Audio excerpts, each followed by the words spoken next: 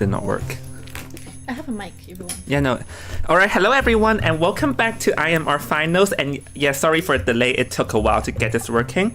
And joined by me today is my co-caster. Want to introduce yourself? Hello, guys. I'm Soymilk. I'm very happy to be here casting for you guys. Yep, this is Soymilk, my lovely co-caster. I actually went to her place because we both are from Hong Kong. Yes. Yeah, so we're literally sitting side by side to watch the unfold of this IMR Finals. So yeah, bringing you today is more Manor Regulars action for the finals. And here's the bracket for those of you who did not know what happened behind the scenes. Oh my god, I love the clerk pet. It's so cute. Yeah, it is. So here's the bracket. Unfortunately, both during after the last week, both D24 and Riesen has dropped out because of they failed to schedule enough members for the Saturday, so they both opted to drop out. And it is unfortunate, but it is what it is. So we both have ACG and GK in the finals today, where only one team is going to be on top. Wait, is it ACG or ASG? Oh, sorry. For everyone who didn't know, ACG is like an event in Hong Kong and they messed it up. So ASG versus GK is going to be the match for today. Right. And we're going to be having the rosters. So, Soymilk want to do the honors? Yes, here for Astaga Tokegede. What language is that? No clue. I think it's Thai, if I want to have to really? guess. I don't think it's Thai, but I just think, okay, it could be Thai, like you said. So, oh my god, I know some of the players here. Yeah. Hello. Go ahead. Hello, guys. I'm very happy to hear you guys. So, roster is NDZRA at YT. The next one is Jalkan YouTube, Michi Coven, Cell. Oh, hello, Cell. Justice Stickman. Hello, Ben. Cinnamon Roll, Rozovi. Oh, that sounds Russian. And the last one is Little Cat. Yep, this is ASG, and I'm pretty sure some of us all remember them from the Koa. And here we are on the God King, we have I Love Coriander, Brandon, Shirayuki, Chenmo, and Hishen, which I'm pretty sure we all remember them from. Also from the competitive for IDV from IVC or IVR or whatever. So hold on. Wait, let me get Ju to add me in the lobby. Cool. Oh no, That's really nice. I hope everyone can hear us clearly. If you can hear us clearly, please send a message so you can hear us now. Let me just post something on IG or something. Yes. Yeah, definitely it's gonna be an exciting match today. Hello, Soymilk from Zell. Oh, hello, Cell. Yeah, we met on the First Soldier Gaming stream, and then he plays really well Hunter. I remember Cell, you used to show us how. I think he's really good at what's the name? Helamber. Yeah. His Helamber is so OP. Seriously, I always find it very, very amusing to see how easily he maneuvers the Hunter. It's quite good, I think. I see. Well, I am looking forward for the matches today because both of these teams are we all recognize them in the IVL or IDV community. Yeah. And I cannot wait. And honestly, I not to be sentimental here, but when I host start this tournament, it's mainly for the semi-competitive teams, and having these literally competitive players in here is literally one of the last things that I would expect when I started this IMR. But hey, it's reality now, Soymilk, so there we go. Yeah, definitely. So there's some Chinese names here for some of the username. There is 雪落于天 Shirayuki, yep. That's Shirayuki. 雪落于风 or 于风飞. Yeah. The next one is 熊猫不 OK. Another one is Sub no 舔狗. 太可爱了，这些名字我觉得太可爱了。然后就这些都是求生者。These are all the survivors, and we're waiting for 2 more to join our room. So just wait for a little bit while we adjusting the back screen. Yeah, well, actually, it's interesting to note with both teams is that they both did not play in the semifinals, but we did see them play in the quarterfinals. For ASG, they defeated fruit juice, which Ju is helping out right now. But we've seen their survivors perform pretty well, like holding their own against Fruit Juice's Hunter Bleach.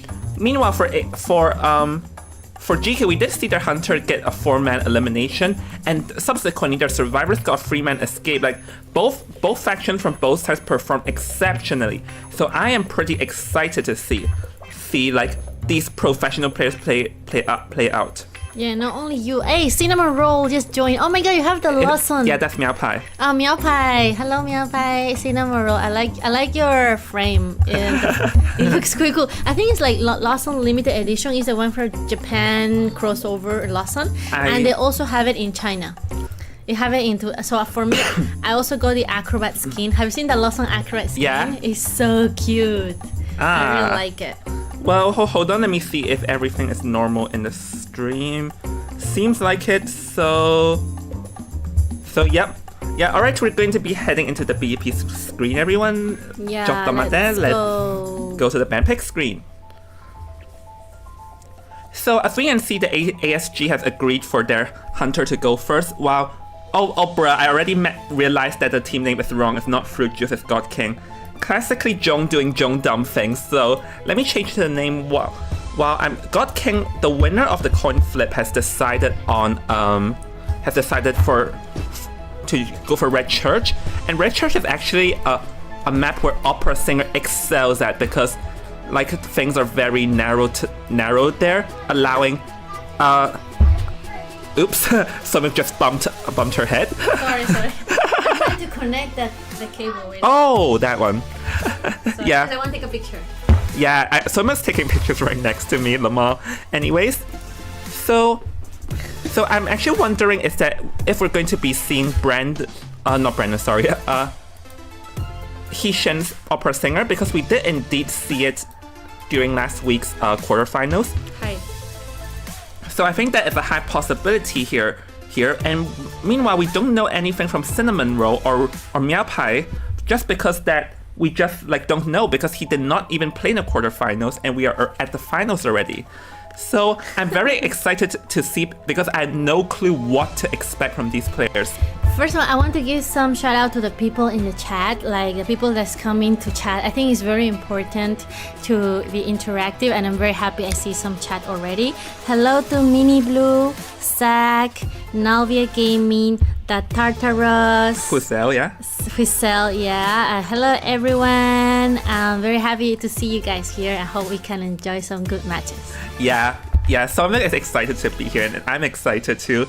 Yeah, and she is like the special guest commentator who I don't pull out until the finals, because she's just very good. I just came from Beijing, actually. I was in Beijing for a week, and it's so cold there, Jong. It's like snow. You should go one day to see. I made 3 snowmen.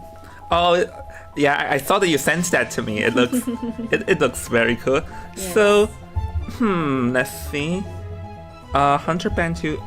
Okay, so we're going to be starting with ASG's banning ASG, but because from what I recall in IVA, Cinnamon Roll or Meow Pie does have Opera Singer, so I'm expecting the first round to be full of Opera Singer bans and Opera Singer counters, because the thing is that... Yes? No, I'm just giving some order to Ju here. Alrighty, because yeah, I mean, definitely we'll see a ban on the Hunter side, because it will be 4K. Yeah, but there's no bans in the BO1 though. What I'm thinking is that we'll be seeing Gardener. Like, I think we're going to be seeing something like Gardener picks more bans or whatever. Sure. Yeah, Gardner is such a good survivor against Opera Singer. Yeah, but it doesn't seem like to be the case there though, because we will be seeing the 2 rescuers, the mercenary and the first officer, being removed from the mix here. So it seems that Cinnamon Roll does not want to see rescuers, which is a common tactic with Opera Singer, because Opera Singer just has the potential to jump very far, jump to warp across the map and try to cut off the rescuers very far in distance. And the mercenary and the first officer both have the potential to force in the distance to rescue. So Cinnamon Roll does not want to see that, which is why those 2 are being banned here. Yep, that's right. I think it's important, like when you see the hunter is banning the main rescuers, is because he's very afraid that the survivors will counter with a good rescue, and then he will waste so much time. So the hunter wants to take that away from them and then make sure that nobody can rescue. Yeah. So this is why. One of the other reasons why Opera is that strong. And we're seeing a joke here is that after Meow Pie locked in Merc and First Officer, and my staff requested for 2 survivors, Meow Pie joked 10 seconds left immediately, like, give them no time them up. That's definitely true. So we are waiting for the first 2, and I think we might be seeing the Coordinator and Gardener here, because they are both very, very strong against the Opera. Yeah, it's definitely important to have like a counter of the survivors. Like, Ooh. I think Court will be very good here, because Court needs to, I mean, she will step up, and because she will have a gun, and then she can stun the hunter for like 3 seconds or something, so that is very important. So if they bring a Court, I'm guessing the hunter could also bring excitement too, and if he brings excitement, that means that he cannot bring blink. So it is like very important. Yeah, well, one thing to note is that literally, GK sent in their 2 survivors with 1 second remaining on the clock. Like, talk about in the nick of time.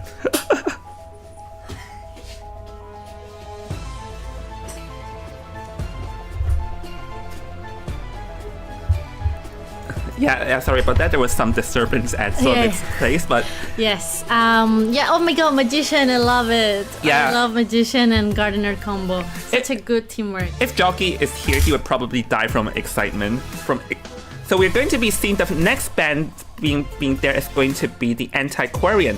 Antiquarian, one swipe, of the main swipe. stunners. Yeah, main stunners in the game, swipe. But actually, I'm not surprised with the Gardener and Magician, because Gardener is very strong against the Opera Singer. Yeah. And for the Mage, it's also pretty nice because his wand can use to clog off the Shadow Realm areas. So it will make like the Opera Singer chasing down a bit hard. So I'm not too surprised to see the Mage being banned here too. So with the Gardener Mage being banned and the Antiquarian, I'm expecting a Coordinator, because the Coordinator is also pretty decent in terms of trying to like approach the rescue and let's see what's going on.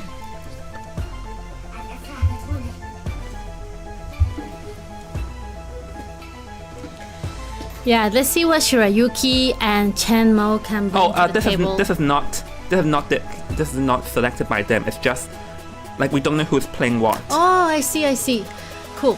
Then let's see. But knowing their mains, I mean, I don't really know their mains, but yeah, I mean, I think whatever they bring, they definitely need to bring. I mean, they have support and kite now, so they definitely need some decoder. I think either maybe Composer or Prisoner. Yeah. Composer, Prisoner, no, I don't think so, because the Opera Singer is very strong against those, but we will be seeing the third survivor pick here is going to be the Acrobat. So the Acrobat is the third one. Acrobat is actually decent against an Opera Singer because his fire bombs and mud bombs can sort of force the Opera Singer to like stop in their tracks. So I think this is why we're seeing the Acro here, but I am pretty surprised to see no Coordinator, which Meow Pie is not gonna release it now because the cord is officially removed. So we're going to be waiting on the last pick here, and it's going to be, oh my goodness, so look at this. Lucky guy, 三人. I 特别喜欢三人 because it's like the random one, like you don't know what counts. But to be honest, it's also like risky at the times because imagine if he has a syringe only, or like something really like a map, or I don't know, that would be so unlucky. So I think sometimes lucky guy is definitely like a wild bet. Like you don't know what you'll get, and sometimes like get something really good. Of course, like the ideal is to get a gun, but what happens if you don't get that? So that'll be, and then you have to roll Kai quite a lot because he doesn't have much abilities by itself. Like for example, Toy Merchant, she has an airplane, right? But for lucky guy, like he's just like, how to say, I think it's definitely a risk. It's so risky. I think they're playing so risky, and actually that's quite fun too. It's quite exciting because you don't know what you get. Yeah, this is also why I'm also pretty excited with this too. So let's see.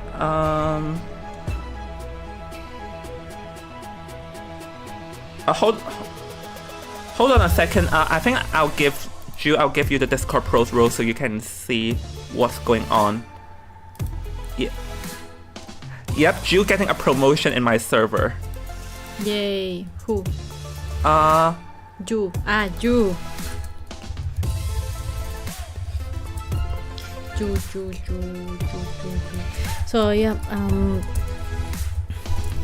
I don't know like if the trait of the hunter will be like excitement at this point, but definitely like I think it should be blink.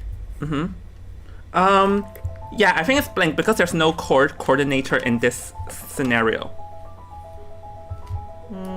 Yep. It has to be. It is like the safest one, the safest trait to bring, seriously. Let's see anyone here. Santu Gaming. I think they're speaking in Indonesian or other language, but I don't know this language. So can you post in the chat what flag is your country so we will know like where our audience is from? That would be so cool. Because we are both in Hong Kong right now, so that's why in here we mainly speak English and Cantonese and maybe other language, but mainly English and Cantonese. Yeah. It's actually very fun to be commentating right next to each other because it's doubles the excitement. And yes, because we're both from Hong Kong, I went over to Soy Milks, so we can do this together to double the fun.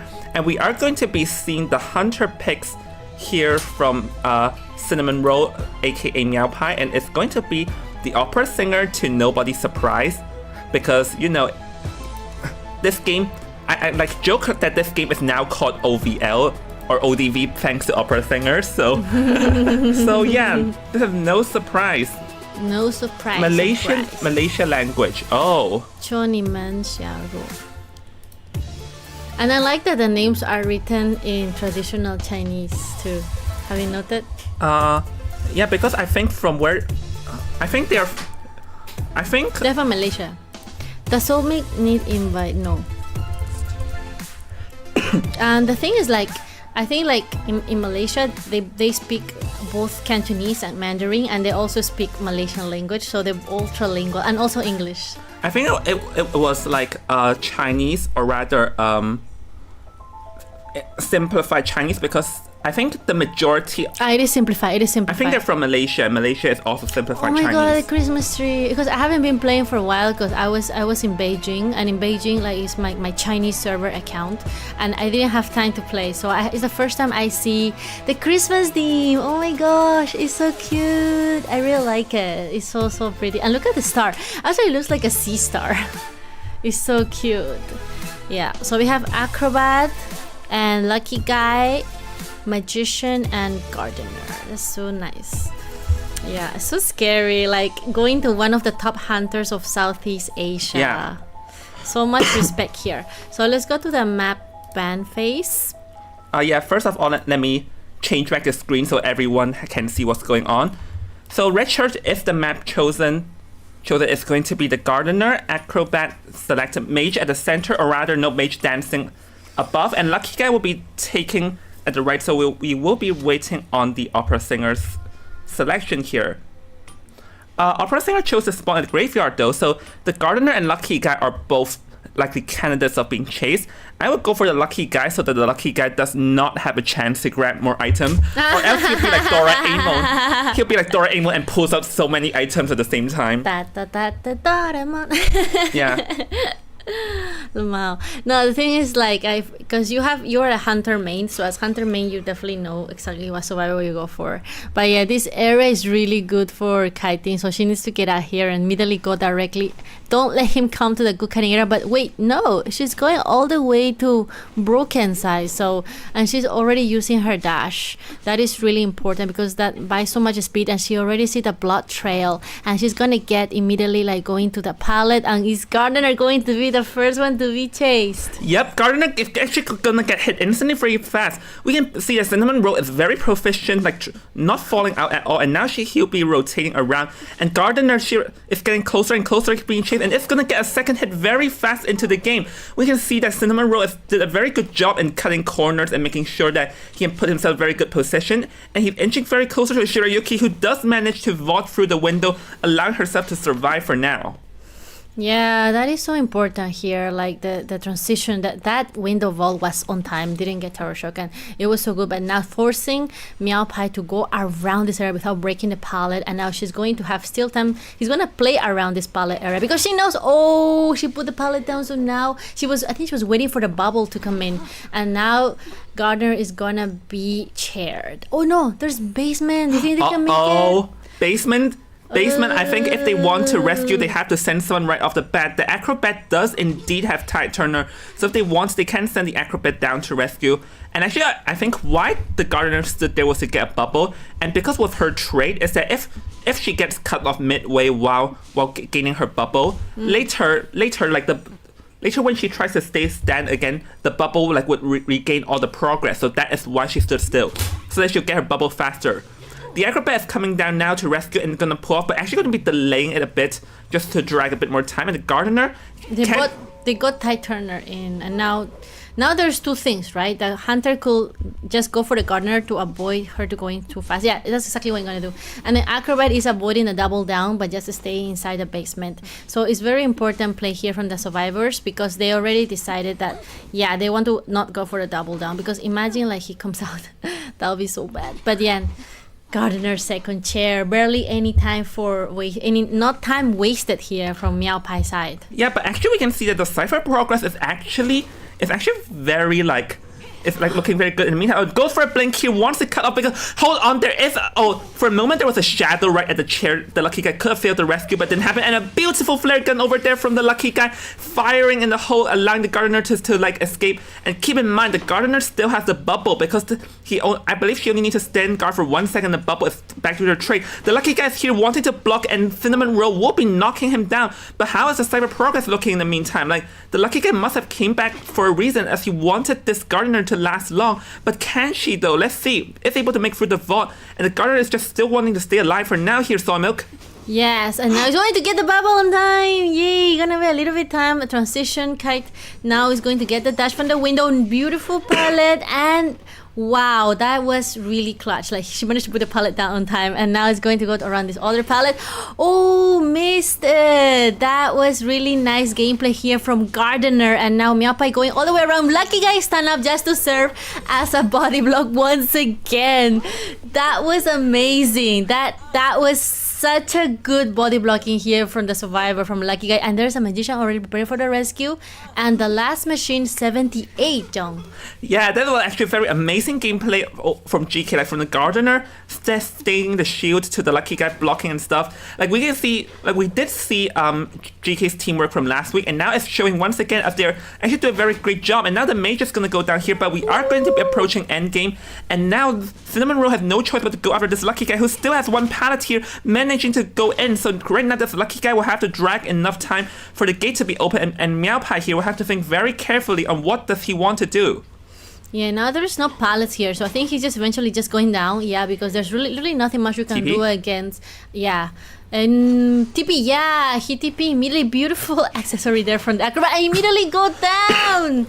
That was really well played from Meow Pie. Like, so fast down right here. Hold on. Look who he found. No, that was the Gardener. Oh my gosh. That is so scary. Meow Pie endgame. Oh my gosh. Yes, and keep in mind, Gardener is dead on chair, so this is not going to be a free skip anymore. And I think like the game is not even done. And because the magician is the last man standing in nearby, now the magician is also in danger. I think the end game from GK is a bit like they have to. The end game here is not looking too good for GK's side, because now that the Acrobat got chair, and the Lucky Guy has no self heal, because earlier the Lucky Guy expended the self heal in order to like try and block for the Gardener, which means the Lucky Guy cannot get up. So this is no longer even a tie situation, as this might be a format elimination, Sawmilk. Yeah, it doesn't look really good. Like it suddenly went all the way to one side. It was so one-sided, and then now turrets are coming in. And like you said, I think the survivors at the end game were a little bit like panic and a little bit hasty for that gate. So it made them all like gather around the gate, Yes. which make them really perfect target for a detention Meowpai. Yeah, like I just cannot believe this because we can see a GK's teamwork are doing very good. It was like a format endgame situation, but then I think they got a bit too impatient endgame because they all bundled up like because they all like bundled up right next to the gate. So when the hunter teleported over, all three of them were neared by the gate, resulting in none of them managing to escape, and then this caused a snowball effect into a 4-man elimination. This is the first game of the day, and it's already this exciting, Jong. Just think about it. Like this is like just the first game, and wow, it's already so exciting. Like oh my gosh, like that flip of the table that Meowpai did at the end was really really scary. Like you can feel like how well he planned the teleport. Like he didn't waste any time cheering the lucky guy, and he immediately teleported to the gate, and he knew everyone was going to be gathering there. And I think what the survivors did, I think they were completely trusting that the lucky guy will be chair, so there will be enough time to open the gate and escape. But Meowpai just didn't give him that chance. They're like, nope, I'm not gonna even give you the chance to finish opening that gate because I know how fast you guys can be, and I'm not giving you the chance at all. Yeah, I think. Oh, actually, I realized the scoreboard is wrong. I flipped it. Hold on, I'll change it. Sure. The scoreboard was wrong, but I actually think for GK that they did 90% of the game right, because they protected all the way to endgame. Yeah. But the one bad move they did was having like everyone bundled up next to the gate, especially the gardener who was dead on chair. To be honest, like backfired on them. Yeah. Yes, but they were not like next to each other. There was certain distance, but with a hunter like opera singer, you don't need that much. I mean, you can just cut corners so fast. Like you just need to teleport to the next Shadow Realm and then just go. And then I don't know. I just think like they just didn't consider like the speed of this hunter. It's basically like a geisha, but with way more butterflies. And easier, even more smooth. Like she's like a snake. So it's so scary. Like seriously. And I think like Meowpai also, he was like very fast at spotting them. Like after downing the acrobat, he immediately went to the gardener. Yeah, okay, we'll take a quick break to like calm and compose myself while I fix some screens. And we'll see you with more IMR action after the break. See you in a bit. Let's see who is our new October Queen. Here's my chance, take on it, 'cause it's calling out to me. Where have you gone, my naughty kitty?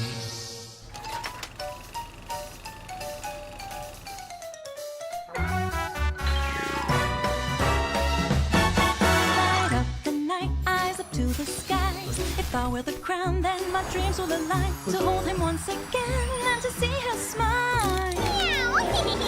But the crown is mine! Wow, wow, wow, wow! Time to live it up, the night has only begun. Better catch that kitty by the time mysterious time. Hurry up and get to it now, now, now, now! All right. Enough with the games. The people are ready. The crown awaits. The crown!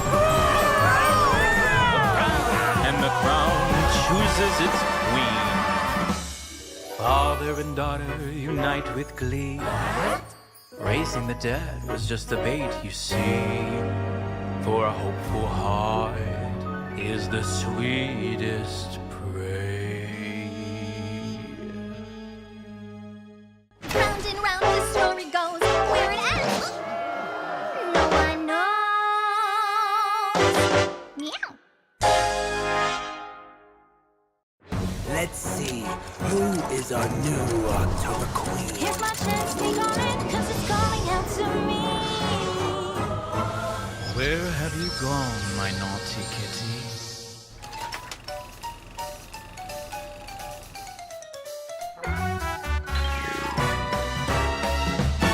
Light up the night, eyes up to the skies. If I wear the crown, then my dreams will align. To hold him once again and to see her smile. Meow. But the crown is mine! Wow, wow, wow, wow! Time to live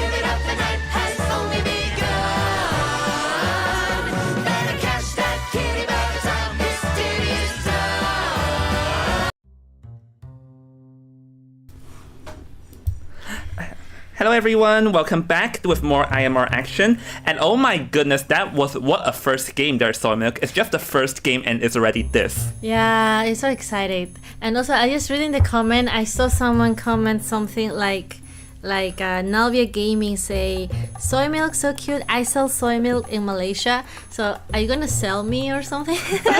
Oh my gosh. Oh goodness. Joy and soy milk, don't forget to drink Eki Surya. Oh, thank you so much. Yeah, we have some drinks. Yeah, actually Jong has a drink like they sell in Hong Kong. It's like aloe vera drink. Yeah. And it's like a gel and it's quite nice. It's green color. It has aloe vera inside. And I have a milk tea because I like to drink milk tea. In Hong Kong, we are very famous for milk tea. Yeah. So if you ever, I don't know if Malaysia, you guys have milk tea, but the Hong Kong milk tea is a little bit stronger, I think. And it's not as sweet. Yeah, and actually no surprise if Soy Milk likes to drink milk tea is literally in her name. Yeah, I like to drink soy milk a lot, to be honest. Yeah, we're gonna be starting now, so let's head over to the band pick screen. And we're going to be seeing... Oh, actually, I'm dumb because I forgot to switch to like hide everything like in between, which is oops. Don't worry, don't worry. Jong doing Jong things again. But first of all, I can tell everyone is that the first two bands from Hishan's side are the exact same. It's going to be the Gardener, the Mercenary and the First Officer. So wait, they're banning the Mercenary and the First Officer again, right? Yeah, it's exact same. I think those are just locked in bands at this point. For an it's locked in for opera, like not okay. everything else, but I think it is for an opera. But yeah. Wait, where's? Okay, so let's proceed. We're going to be seeing the first two picks, which are also exactly the same. It is to be honest, like at this point, having a mirror match will totally make sense because like you just want. I mean, as a survivor, right? Like when you play a survivor, you always want to stand out because as survivors, because I'm a survivor main and John here is a hunter main, so I think our way of thinking is different. But I think as a survivor main, we always want to stand out because we want to get the MVP. But as a hunter main, you are most likely to get the MVP, so you don't need to show off as much. But yeah, for survivors, we always want to like super like try to stand out. So, oh look, they did manage to bring something new to the table. That is a coordinator. Let's see. Oh yeah, this is the one thing that's different is that the anti-Quarian was the third survivor being banned by Hishan, which was the exact same. But this time ASG chose the coordinator, which makes sense because the one flare gun can like ensure a rescue. Yeah. And the one difference between a coordinator's flare gun and a lucky guy's flare gun is the coordinator's flare gun does stun for longer. So that's the one difference that we'll potentially be seeing here. And you don't have to like find chests and be lucky for the flare gun as a cord. Yeah. And also by bringing a coordinator here, they kind of like trying to push the hunter to bring excitement, which really like will cut the hunter corner to just directly blink. So I think like usually, right, hunters will not bring excitement easily because most of them, especially at this level, they already know how to dodge the gun. So as long as the hunter can dodge the gun and find a wall or make the core shoot at the gun, at the wall, then that might be able to avoid bringing excitement, right? But it really depends. And then acrobat, there's an acrobat there. Yeah. Oh, I wonder he has the loss on his skin. We'll see. Actually, we're going to be seeing, interestingly enough, Hishan banned Lucky Guy after the cord has been chosen.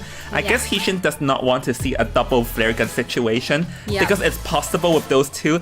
And like imagine if you can like hold double flare, like holding double flare gun pointing in the sky, like no, from like a gun madman, and Hishan is like, nope, I do not want to see any monstrosity like that. Yeah, definitely. So we are going to be seeing this, like the difference between this comm and the last comm is that this comm has the cord rather than the lucky guy, and the advantage of the cord is that the cord's flare gun is there at the start, but the downside is that there is not a. I think lucky guy has a higher potential just because he can dig for items like wish for syringes, bots, elbow pads, while cord just have to open a chest like anyone else. So I think I can see the cord being more stable here with ASG, and the lucky guy has a higher potential.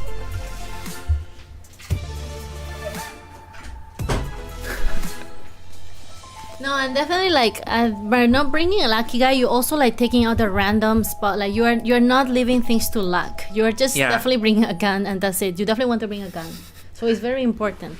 Yeah. So, my take on this situation is that coordinator is more stable, while lucky guy has a higher potential. Yeah, I mean, but it really depends because imagine like lucky guy can also open chests a little bit faster, and he can get to kind of choose what he wants to get, and he gets like, I mean, it's definitely like up to the player, but I feel lucky guy is definitely a little bit more risky than Cord, and Cord can sit in the chair for longer, so she's kind of like a mercenary when she sits on the chair. Yes, that buys so much time. The bad thing is like if someone is in the chair, then she cannot decode, so she's forced to rescue. Yeah. Summit has a very good analysis there. Is that coordinator, as we know, decodes slower when someone else is on the chair, while lucky guy doesn't have this constraint, but Cord herself can sit longer on the chair. It's really just these nitpicky differences that might change the whole outcome, because it's almost like a mirror team comp, and I can also pretty much call it that it's opera. I'm willing to bet like $10 on $10 that this is an opera, which it is. So hold on, let me get Ju to invite me. Yeah. So yep, it is going to be an opera singer again from Hishan, which we've seen Hishan's very good opera. I wonder how would ASG plan against this today? Yeah, we definitely want to see their strategy, because you see the map is the same, the survivors have chose a different lineup, and I do like the combo of the coordinator coming to the mix and the acrobat. Like one is the support, other one is the kite, and there is the only thing is like there is no decoding in both teams. We have seen no decoders. Do you think this is the meta nowadays to just go for full support, full kite, and a good stunner? I think the reason why we're not seeing decoders is because you just cannot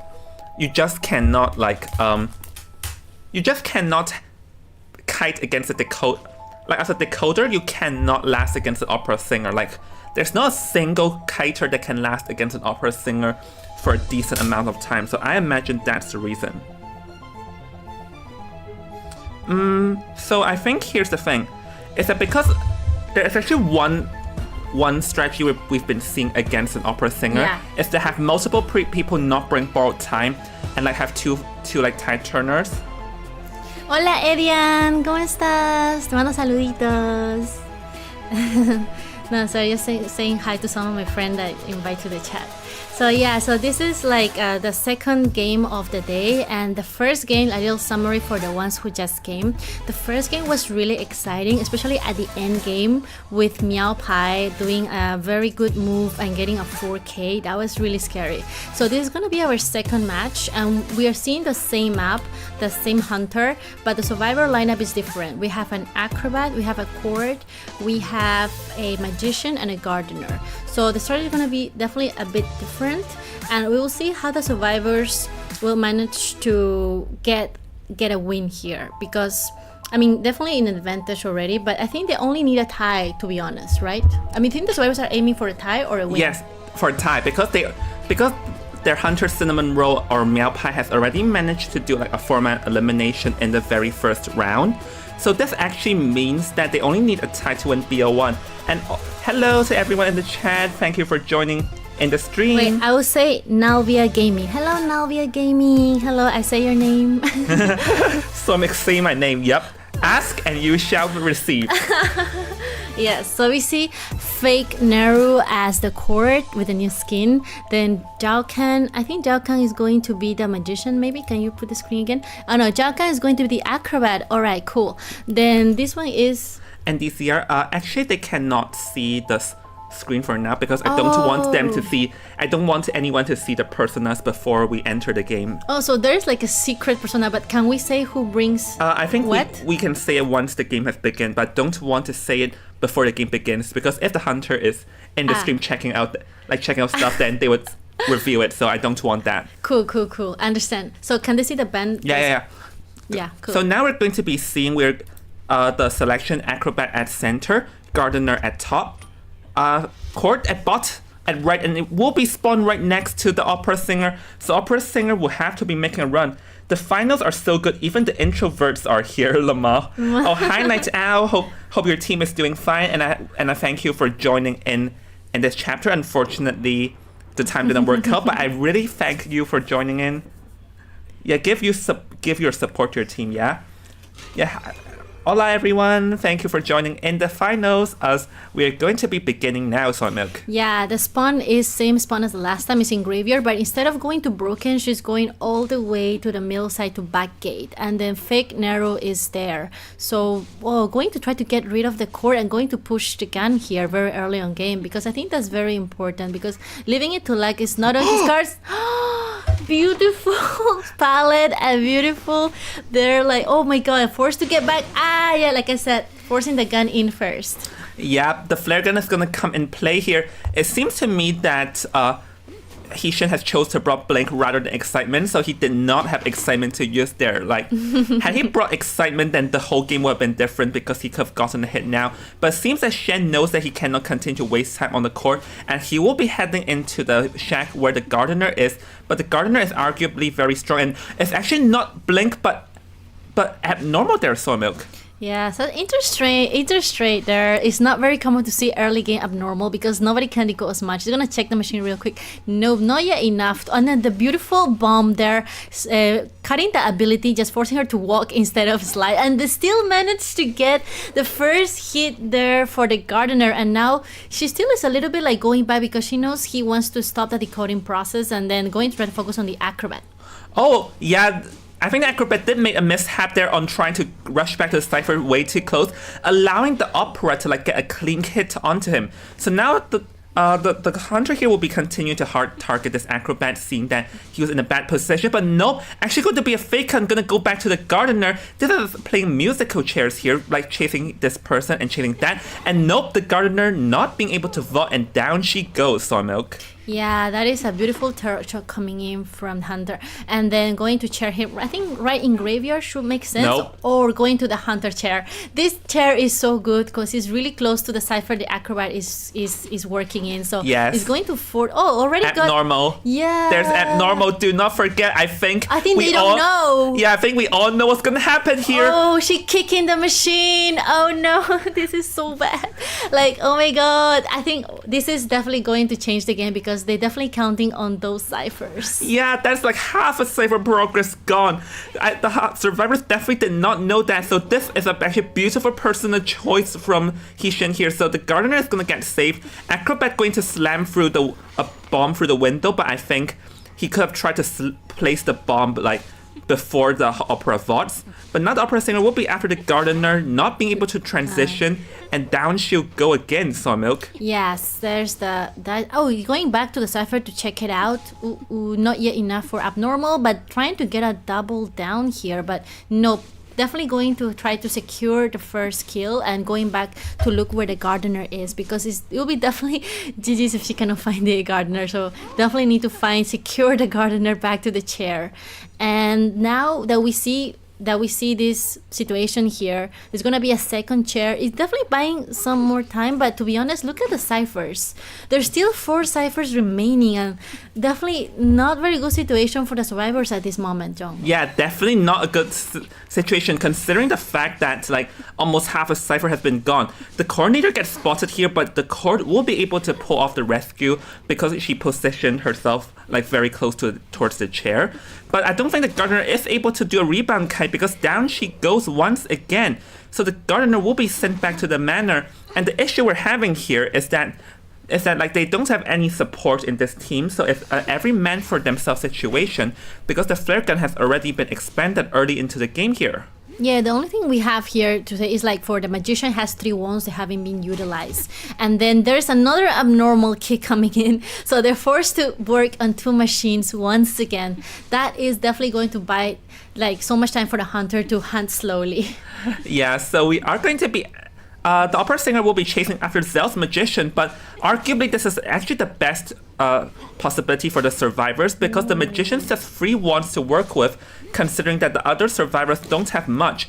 And Zell here actually doing a very good job evading the hits, and let's see if he's able to get this wand out. Oh, is able to, but he should able to hit through it. A beautiful prediction from Shen's side, managing to get the magician down to half health.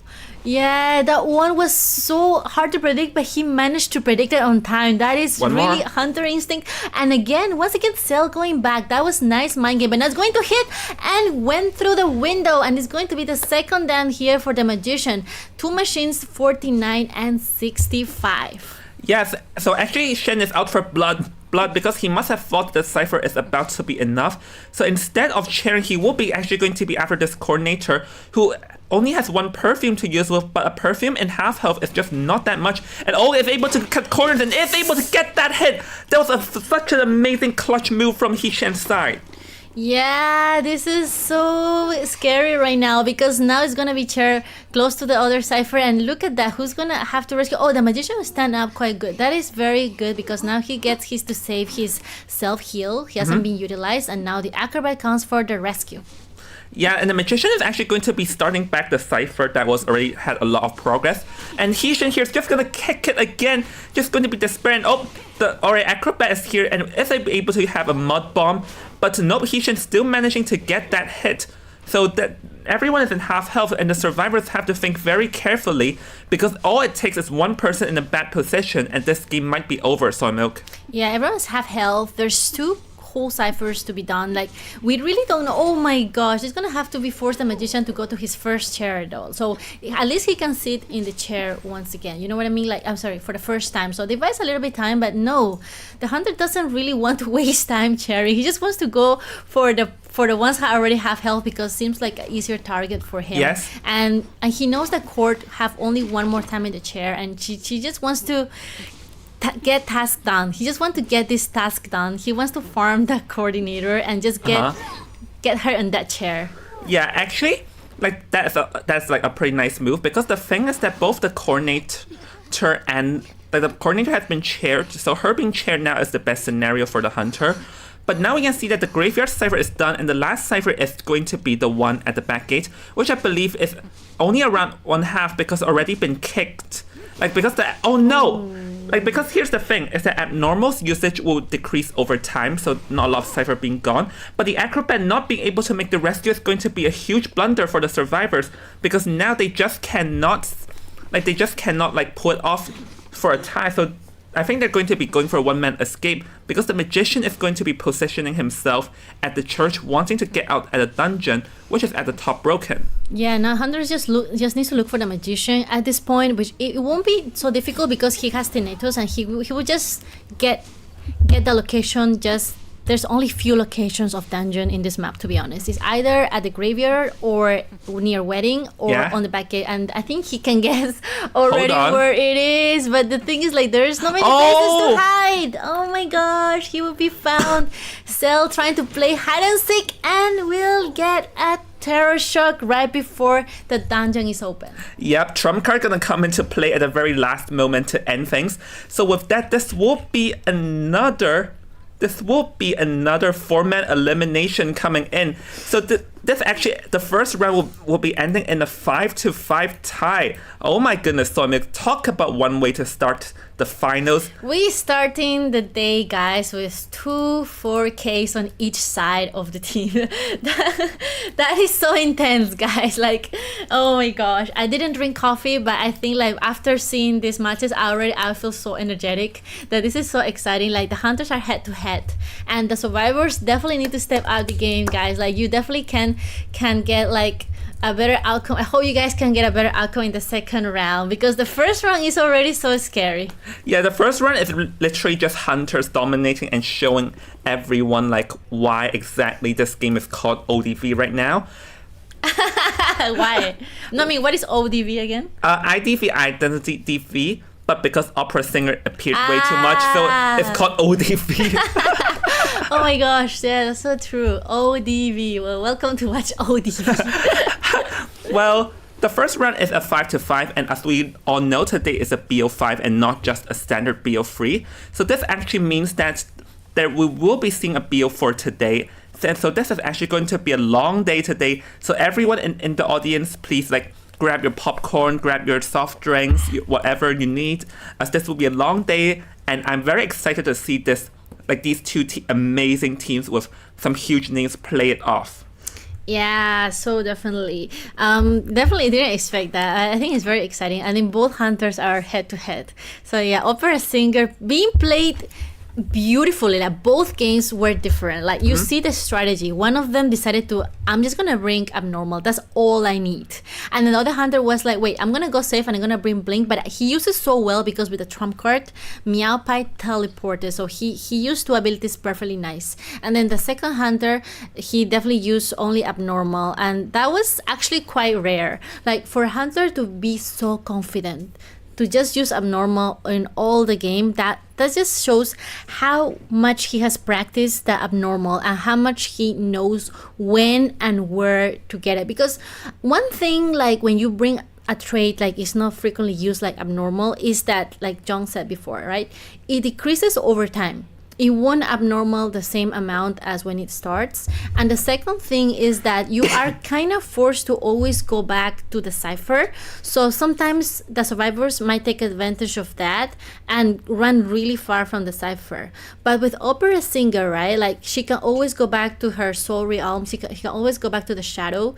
So that's definitely an advantage for her, because she can just put a shadow next to one of the ciphers, and then while he knows where the location of the survivor is, and then go back and forth. So I think abnormal in this case played really, really well combo here for the Opera Singer. Yes, especially I don't think the survivors expected that when the church cipher got abnormal. So that was an amazing choice by He-Chen, and I'm just I think this is showing everyone why they are competitive, why they're worthy of being competitive players in IVC. But we're going to be taking a quick break as I need to sort out some screens. And we'll see you after the break, everyone. See you in a bit. Let's see, who is our new October Queen? She rests eternally in her beloved place, and with her beloved. I had a nightmare last night. But I don't quite remember what happened. I had that dream again. A nightmare is often a projection of fear from real life. Everyone seems to be hiding a secret. Perhaps I can start with that mysterious novelist and gather some useful information. Mr. Orpheus, it would seem none of us are following the rules. Who's there? Why am I back here? Was it a nightmare?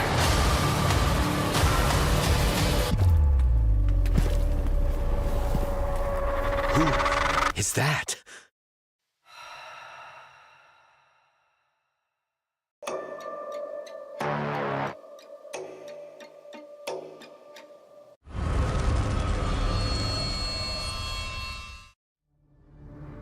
She rests eternally in her beloved place, and with her beloved. I had a nightmare last night. But I don't quite remember what happened. I had that dream again. A nightmare is often a projection of fear from real life. Everyone seems to be hiding a secret. Perhaps I can start with that mysterious novelist and gather some useful information. Mr. Orpheus, it would seem none of us are following the rules. Who's there? Why am I back here? Was it a nightmare?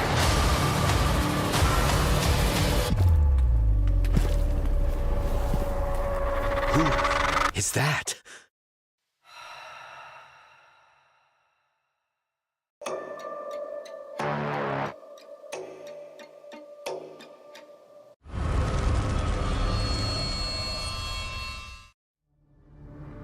She rests eternally in her beloved place and with her beloved.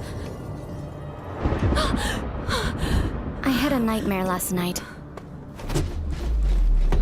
But I don't quite remember what happened. I had that dream again. A nightmare is often a projection of fear from real life. Everyone seems to be hiding a secret. Perhaps I can start with that mysterious novelist and gather some useful information. Mr. Orpheus, it would seem none of us are following the rules. Who's there? Why am I back here? Was it a nightmare?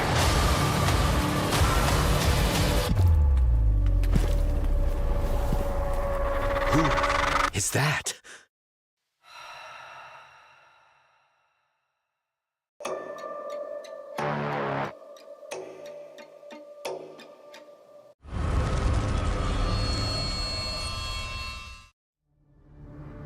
She rests eternally in her beloved place and with her beloved. I had a nightmare last night. But I don't quite remember what happened. I had that dream again. A nightmare is often a projection of fear from real life. Everyone seems to be hiding a secret. Perhaps I can start with that mysterious novelist and gather some useful information. Mr. Orpheus, it would seem none of us are following the rules. Who's there? Why am I back here? Was it a nightmare?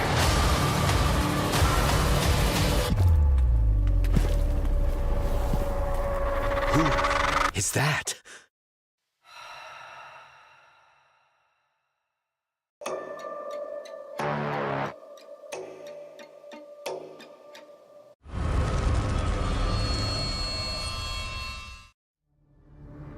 She rests eternally in her beloved place and with her beloved. I had a nightmare last night. But I don't quite remember what happened. I had that dream again. A nightmare is often a projection of fear from real life. Everyone seems to be hiding a secret.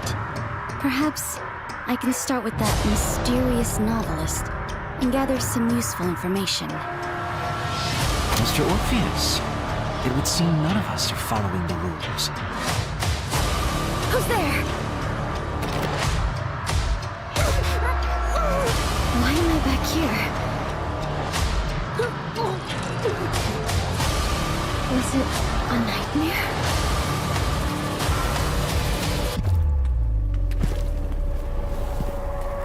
Who is that?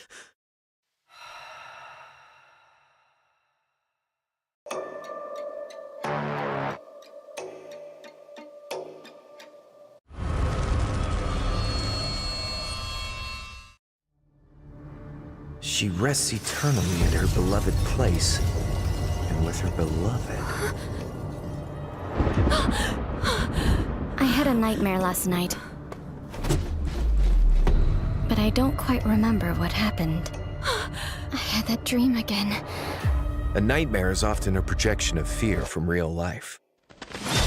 Everyone seems to be hiding a secret. Perhaps I can start with that mysterious novelist and gather some useful information. Mr. Orpheus, it would seem none of us are following the rules. Who's there? Why am I back here? Was it a nightmare?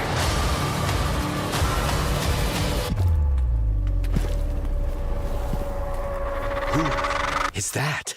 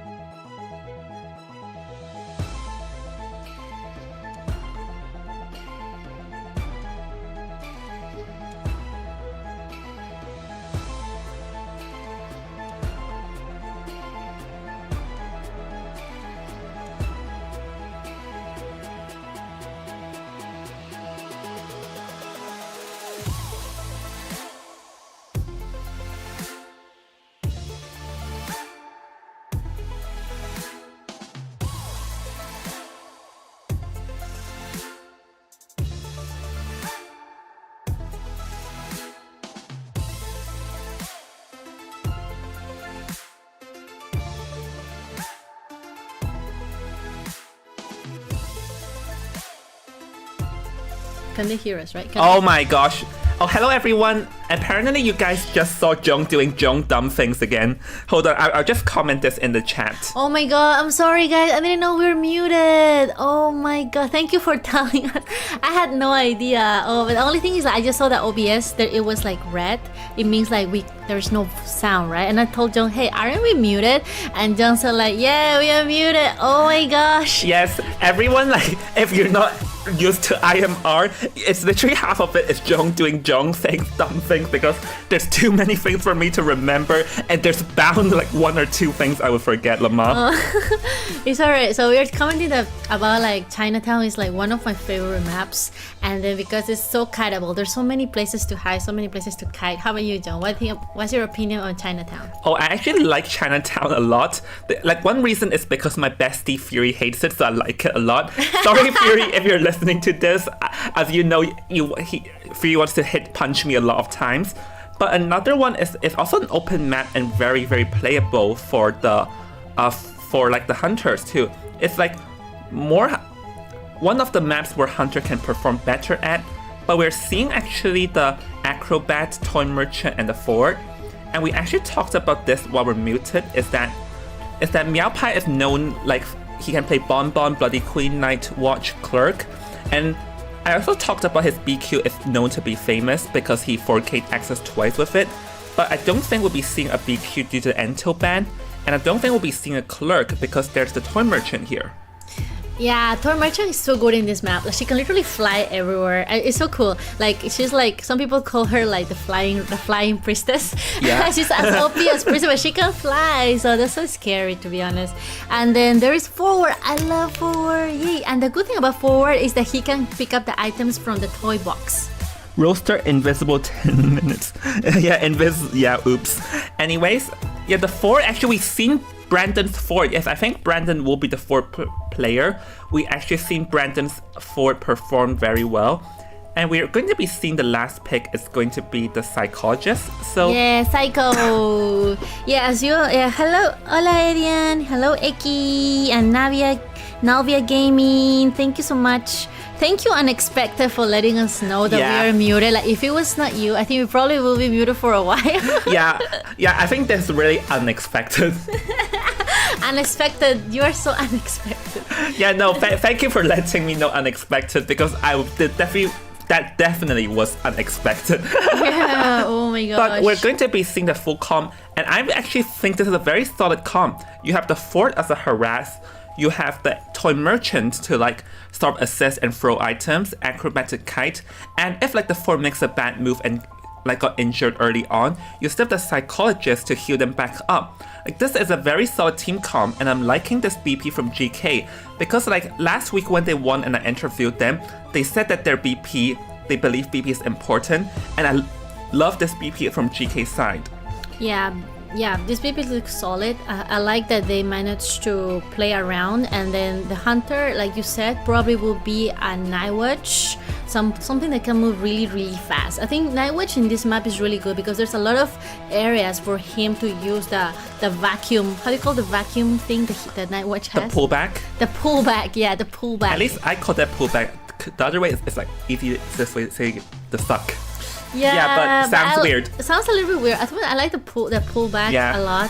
For me, it's like a vacuum cleaner, like a vacuum, like a, Dyson, like a Dyson, like a Dyson. And then Meowpie here, he got it rough. I mean, Meowpie definitely like experienced hunter like Meowpie. I don't think he will feel pressure easily, but at the end of the game, like this game is all about who can endure the longest, who can take the longest. I actually all of a sudden remembered something, is that the breaking wheel, Meowpie also has a breaking wheel, which isn't completely impossible because the Psychologist is here too. So I'm very intrigued to see what will Meowpie's choice be. And also one thing to note is that the Acrobat and the Psychologist would no longer be available for GK for later on because the permabans exist. Yeah, definitely like the hunter that he has to come out with has to be fast. So it's either the Nightwatch, or it could be a Bloody Queen easily because Meowpie is a Bloody Queen main, and his Bloody Queen did very, very dirty to a Japanese team in Coa 6. Yeah, but as I said, Bonbon, Bonbon, Bloody Queen, Breaking Wheel, Clerk, Nightwatch, all possible here. So I think it's really dependent on what the Meowpie wants to, because he's like a very seasoned hunter, and like in the competitive IDV gameplay, despite he only appeared recently due to the age, but he already showed everyone why he's a force to be reckoned with. So I'm very excited to see Meowpie play, and I'm actually honored to have these big names in my mini tournament. Yeah, you should be proud of yourself. I think like John has been working so hard for a while to like keep going, and I think you can see also the stream has improved a lot. Like there's so many nice layers. Like I remember the first time I helped him like casting a while ago. I think it was like a few months ago. Yeah. Like it looked different, the interface, and you work so hard to make it look nice. And I think you can see the effort through. Aww. Yeah, I'm definitely. touched. Yeah, you work so hard because as you all know, like we all have our day jobs too, right? Yeah. And we do this for fun. It's kind of like our hobby as well. And we are so happy to see you guys here, and you can also enjoy the games same as us. Yeah, actually, like chapter 3 is probably the one chapter where it was a bit messy, like multiple disorganization. So I'm actually glad that I learned from the like not that successful experience in chapter 3, and this chapter is actually looking pretty nice so far. And thank you everyone for supporting us. As like your support gives me motivation and for me to do better in chapter 5 and chapter 6, like in all future tournaments. So yep, but we're going to be seeing the breaking wheel, which, as I said, whoever is playing the psychologist needs to make a run for it, because the psychologist is like an open target for the breaking wheel. Beautiful. I haven't seen Meowpie breaking wheel in a while. How about you? Yeah, I don't think we have seen it in a while. Like, I recall seeing it in Koa. In Koa, yeah. In Koa 6 qualifiers once. Yeah. I think I did see an IVC, but my memory on that is a bit fuzzy. Yeah, I really like to see Breaking Wheel in Chinatown because he can be very strong. Especially there are some certain areas that are very clutch, very tight to turn over to maneuver the wheel. But overall, if you have good driver skills, then you can definitely master the Breaking Wheel in such a map. Yeah. It's a big map, right? So Yeah. there's many places to wheel over the survivors. Yes. Actually, Chinatown is a very viable map for the wheel to do wheel things and roll around. And if Jafet is here, Jafet would definitely be very excited to watch it. But anyways, Breaking Wheel, I think, here's the thing. If the survivors want to do decent, then they'll be relying a lot on the forward, because in theory, the cycle cannot kite the wheel. And as a wheel, like playing against the wheel, you do not want the first down to occur too fast, or else it will be very hard to reverse back to, because the Breaking Wheel's ability to snowball is very high.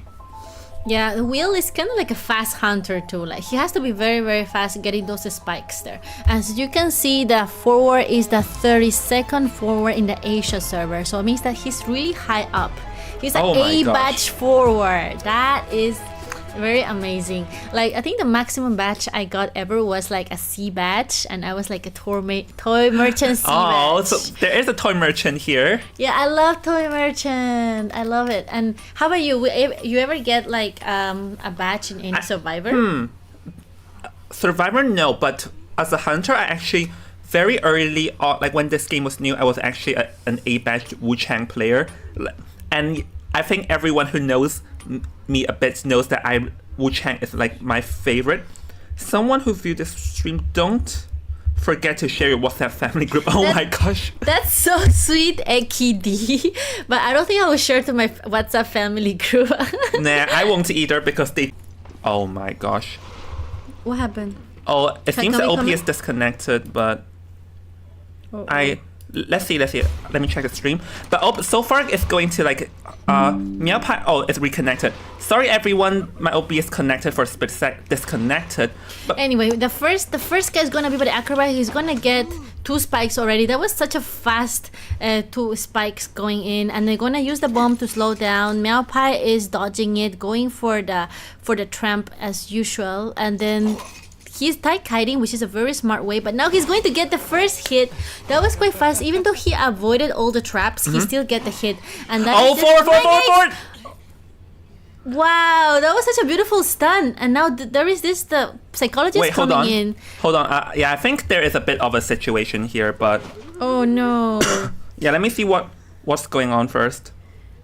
Yeah, they disconnect. Yeah, disconnect. No, I think they're saying that I disconnect. Survivor... Yeah. Oh! What happened? Survivor wrong persona. Okay, I'll give them a... Oh. So we got a little bit of a glitch here. No, not the glitch, the survivor... Disconnect. But how about your OBS also?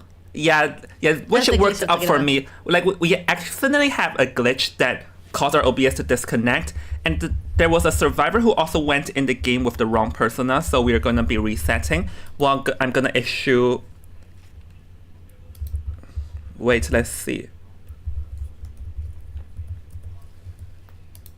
Yeah, there was a minor glitch there from the 2 sides. One from our side, the OBS, and the second was from the Survivor team. So don't worry, we're going to restart the match soon, but we have to like adjust some little things. So bear with us for a little bit, please.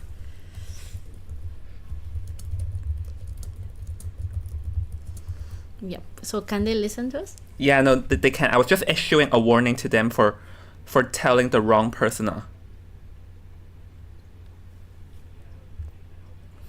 Okay, so we're going to be resetting. I just issued a warning to the GK team because they brought the wrong persona, so that's that. Yeah. Wait, let me go and Yay. Let's go again. yeah, I'm just telling Sin to reset. No, they can hear us. Can or no? Yes, they can. Okay, so yeah, I was saying like, even though the first match we saw for such a little time, I don't know if you guys saw the beginning of the match or not, but Meow Pie wheel was very scary. He got it down quite quickly, but then the survivors came in to support. So there was a forward support and a psychology support there. So the support coming in very, very strong from the survivor side. Yeah. So I'm just telling the stream on what happened there. Let's see.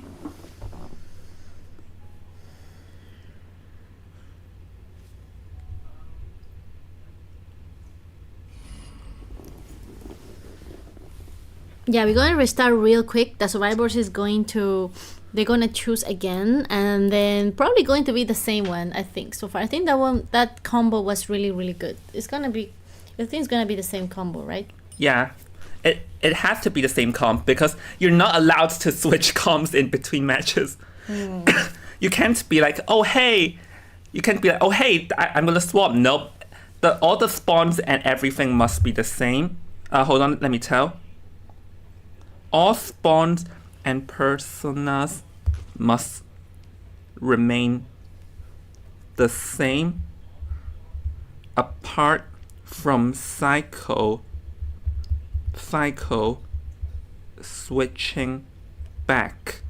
Yeah, accidents happen. As you know, we are not perfect. So I guess it was just a little bit of distraction on the survivor side. But don't worry. I mean, we are here to catch you guys, and we will just give you one more chance. And because John here is such a nice host. Yeah. He's actually such a nice host, and he's very forgiving as well. So this is just little tiny mistakes that happen. Yeah, no. Happen to anyone, because even in rank, there are some people that they forget to choose their character and they play with lucky guy. So I think it happened to every one of us when we play rank. Some survivor is too distracted and they don't change and they just play with default.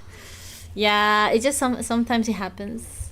Wait, first on, let me see. If we drink down. Wait, let me check the personas again. AS. Wait, GK. That's right. Yeah, so basically, okay, I'm not just going to publicly tell, but basically, Psycho just had the wrong persona, so we are forced to reset.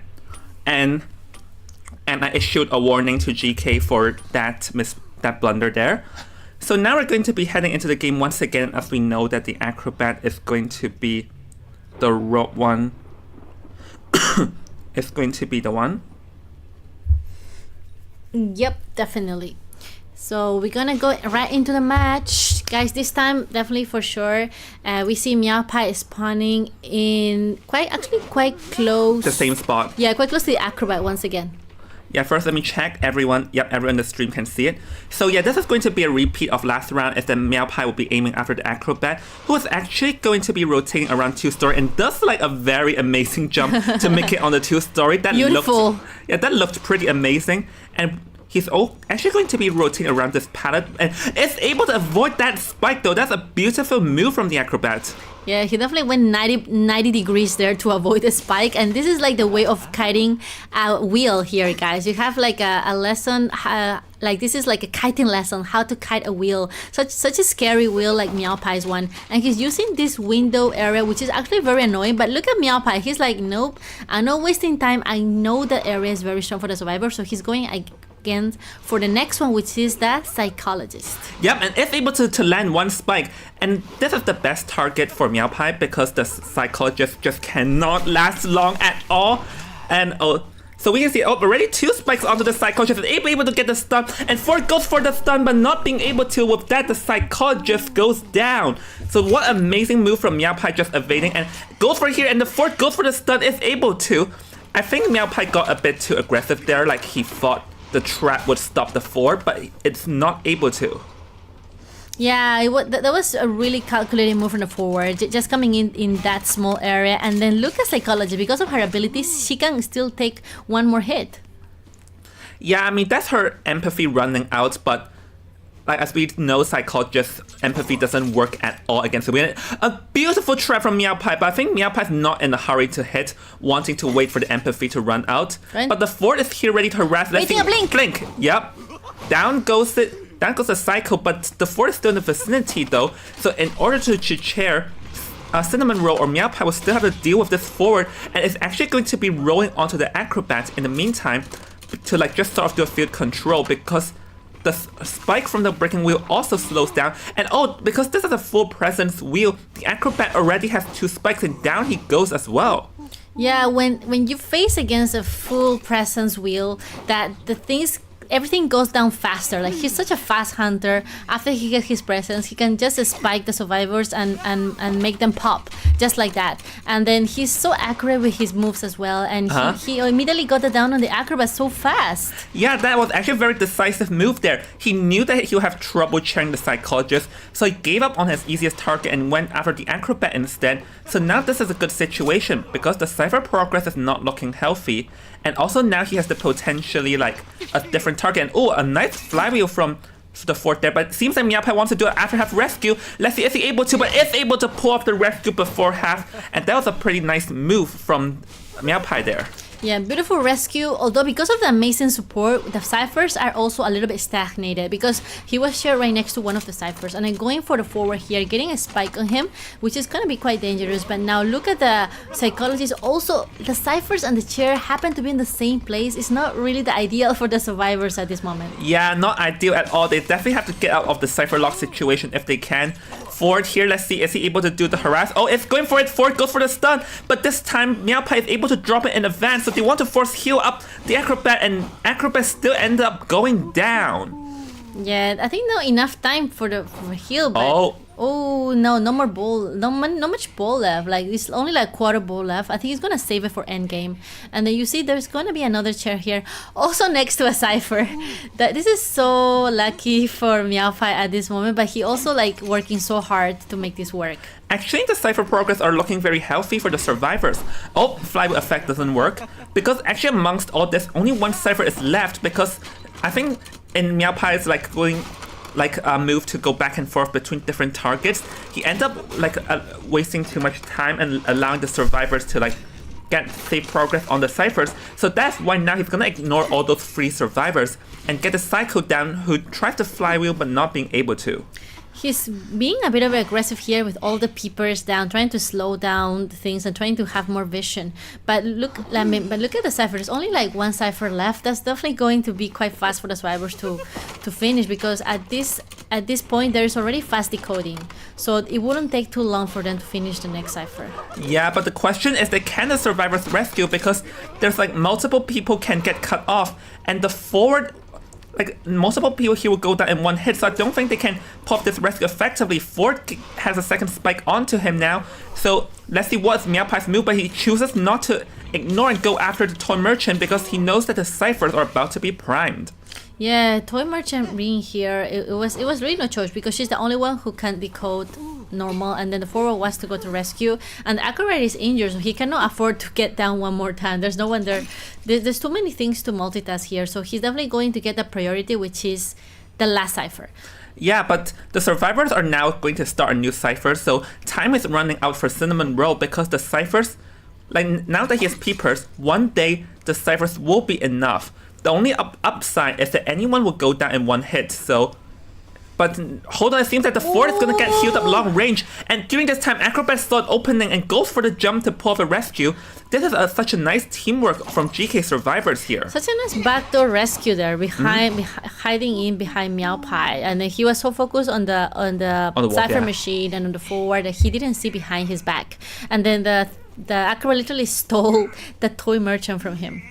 Yep, so it seems like Meow Pie's only hope is to drop the fort at the basement, because whoever rescues will go down in one hit. So the survivors have to think very carefully, because if they get knocked away too far from the basement, something different is going to happen. But the toy merchant is going to be coming in flying, making sure that she arrives straight to the chair. That's a nice move. Yes, the merchant will go down, but with the help of borrowed time, both of them are going to get out, or let's see. Or will they though? Oh, clutch. That was so clutch. Now going to have to go through the pallet. Oh, waiting. wait for the mind game, and he was a little bit hasty right there, getting the down, putting some papers and going for the gates. Or rather the merchant who is still in the vicinity. So that's actually a very smart move from Cinnamon Roll. Like he was in no hurry, but then like we can see that the toy merchant already set up a catapult, so that's not going to help too much. And now he's going back to the psychologist. So I think here the psychologist should not be able to last with, yep, a beautiful flywheel effect though. Amazing flywheel right there, literally dashed through the pallet and Yeah. the trap. Yeah. So with that, the Psycho can stay alive, and the Psycho wants to buy enough time for the Ford to get himself back up, which the Ford did. But let's see, would Meowpai choose the chair, or will he choose to like go for field control? And his choice is to be Chair the Psychologist. So now this gives an opening for the Ford to rush to the gate if he can, because there is quite a distance. There is a distance, like you said, but this is a wheel that we're talking about. Yeah, Like, mobility. The mobility he's huge. He's so fast, and it's a little bit dangerous if the acrobat opening the gate because he's the slowest gate opener. So we'll see if they can switch there to someone that can open fast. But look at Meowpai. He's kind of playing it safe now. He's not going back, and it will be a 3-man escape. Yeah, to be fair, because you never know who will be hiding in the hotel coming to rescue, then that would be a 4-man. So Meowpai played it safe this round, which ended in a 3-man escape. And honestly, I think it was really just the fact that during the game, he like switched back and forth because the Ford was there to force it. And during this time, the cipher progress is slowly but steadily, like slowly but steadily, like just moving forward, which ended in a 3-man escape. Yeah, that was so cool, seriously. I think that the end game of Meowpai was strong, but the survivors definitely stepped up this time. Look at that. They definitely had a better strategy this time. And I think like the main support here was the forward with those stuns. He stunned like 3 times, and that definitely helped so much to the survivors to buy so much time while the toy merchant was doing all those ciphers. That's for sure. So anyways, we're going to be like taking a quick break, and we'll see everyone after the break with the second half of BO2. So see you in a bit, everyone. See you in a bit. She rests eternally in her beloved place and with her beloved. I had a nightmare last night. But I don't quite remember what happened. I had that dream again. A nightmare is often a projection of fear from real life. Everyone seems to be hiding a secret. Perhaps I can start with that mysterious novelist and gather some useful information. Mr. Orpheus, it would seem none of us are following the rules. Who's there? Why am I back here? Was it a nightmare?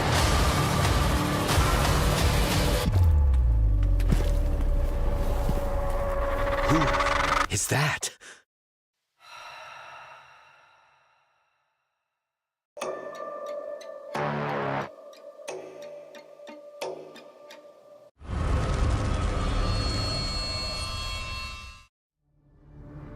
She rests eternally in her beloved place and with her beloved.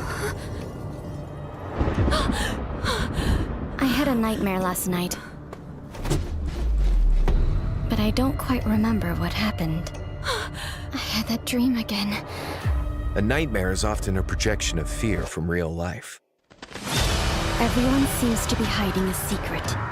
Perhaps I can start with that mysterious novelist and gather some useful information. Mr. Orpheus, it would seem none of us are following the rules. Who's there? Why am I back here? Was it a nightmare?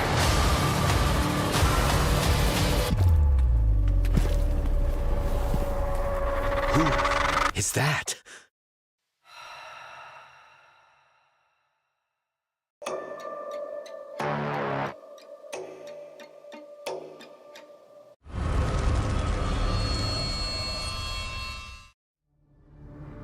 She rests eternally in her beloved place and and with her beloved. I had a nightmare last night. But I don't quite remember what happened. I had that dream again. A nightmare is often a projection of fear from real life. Everyone seems to be hiding a secret. Perhaps I can start with that mysterious novelist and gather some useful information. Mr. Orpheus, it would seem none of us are following the rules. Who's there? Alright everyone, welcome back. So first of all, I realized that the scoreboard was wrong. GK was the one up 3-1. So, yep, this is going to be... Things are looking good for GK now because now there's... their hunter only needs to... Like, Heshen only needs to get a tie. Then they'll be the winners of round 2. So we're gonna be heading into the BP straight away. Like, things are a bit rushed due to some delays due to, like... resets. But we're going to be heading into as now God King's Hunter Heshen will be on the seat. Yeah, God King Heshen coming in for the second round. I'm unmuted. Yeah, you're muted. Yay. Unmuted. I think you meant unmuted, Lamar. Unmuted. We're unmuted finally. So yeah, we have the survivors, Zhao Kan and North, like a lot of some familiar names there. yeah, Zhao Kan, Little Cat Neru, Michiko Vian, and NDCR. Some of those names I recognize, some of those I don't. Yeah, I think Heshen definitely coming in with less pressure, and that is very important when you play a game where you have a little bit less pressure. You probably are able to work better. Like, you're probably able to just calm down and maybe take better decisions. And that is very important for the survivors and the hunter to try to help and support each other. But as you know, like, both of them are very experienced as well, so they probably are used to dealing with pressure, which is really, really good. So at this moment, we will see the bands of Priestess, Antiquarian, and I mean, for the survivor side, I think Toy Merchant is definitely a must in this map because she works so well and she can decode really, really good. Like, I mean, she doesn't have any decoding debuff. So I think the last match what we saw is the Toy Merchant was decoding, so that definitely helped a lot. They went from 4 ciphers to 1 cipher really, really smoothly. Yeah. Well, we're going to be seeing the opera band now, so hold on, let me add it on the screen.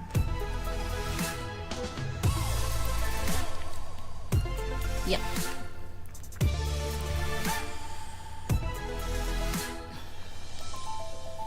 To be honest, if you play with less pressure, I don't think he will play like super OP hunter. He probably will bring... I don't know what Heshen mains are, to be honest, and I haven't seen him play. I'm trying to recall because from this tournament we only seen 2 hunters so far. It's going to be the Galatea. It's the Galatea we did see like an amazing finish, but I do wonder will we also be seeing the Galatea? Yeah. And oh my gosh, someone jokes some God King survivor joked that they picked the Mind's Eye. Oh my gosh. They picked them as a joke. That would be so fun, to be honest. I would like to see Mind's Eye. Oh, we're going to be seeing the lawyer and the female dancer.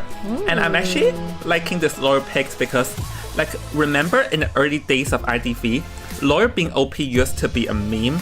Like, people are saying that, oh my god, lawyer is OP, nerf the lawyer, or nerf the lawyer as a meme. But now it's reality. Oh, it is about to get nerfed, by the way, in No the way. upcoming balance change. Hi. I think, I cannot recall, but I remembered is that the maximum speed boost he can get was nerfed. I think it went down from like 5% to 4%. And lawyer and the female dancer, I guess they prioritize decoding and assist. As the female dancer will be the next one being banned, or rather the forward.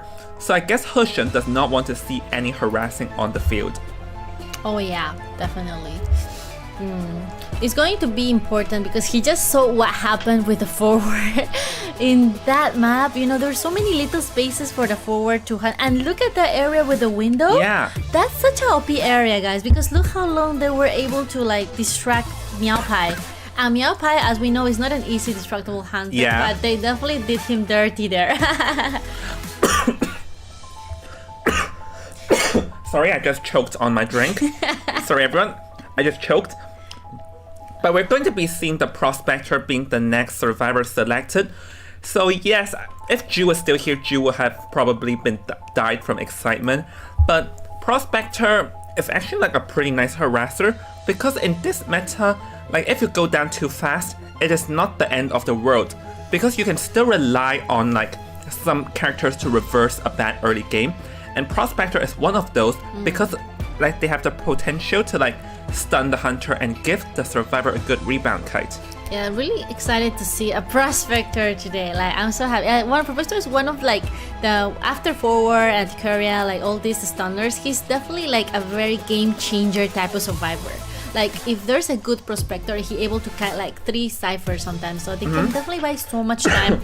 It can distract the hunter for a bit, and his decoding speed is actually quite good too. Yeah, his decoding is very good. Plus, he always stands up quite quickly, heals up quite quickly.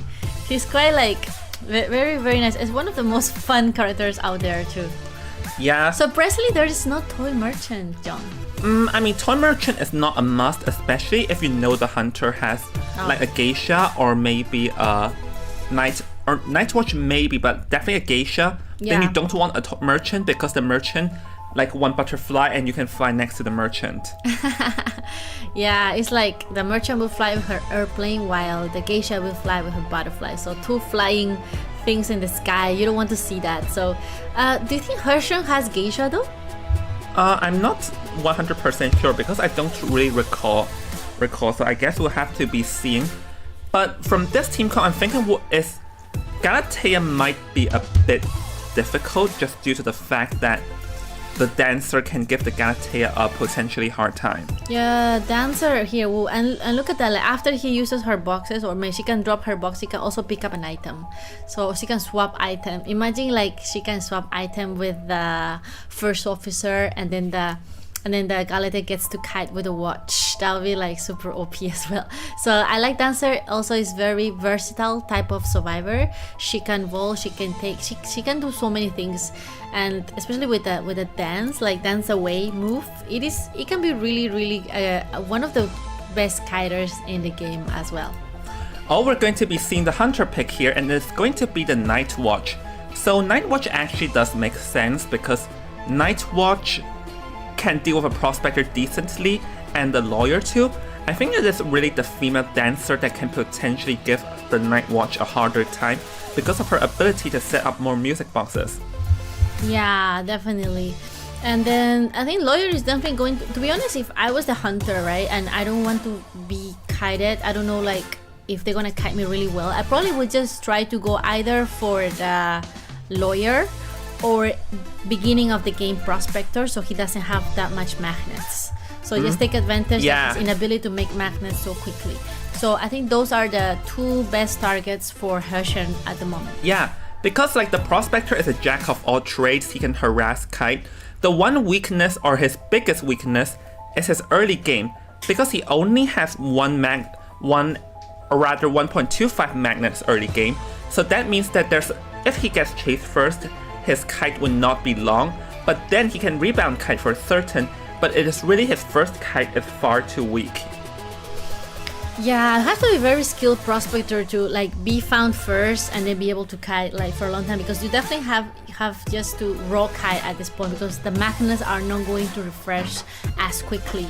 So yeah, that is very important. And then I think I would definitely won't go for the first officer, because he will buy so much time, seriously, with the watches, like the Poseidon watch. Yep.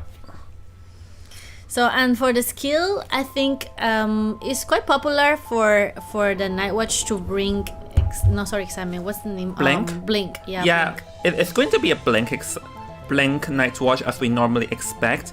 But I'm just thinking here is that I think the best target is a Prospector or the lawyer, just because you don't want him to like start decoding. So I think the key of this game is that how are they going to apply the female dancers music boxes and use them in mid-kite, as we are going to be seeing that it's an A-badged female dancer from Michiko. Yeah, Michiko is the 14th dancer in Asia server. That is quite high up. She's a pro. Yeah. Or, If anything, she knows exactly what she's doing. And there's also an A batch prospector. yeah, which Whoa. they cannot see it, but I'm gonna announce it to you off camera. 74th place, A batch prospector, Neru. Let's go. Yeah, let's go. So we are going to be seeing. Let's see. Oh my God, Sin, what did you do? What did he do?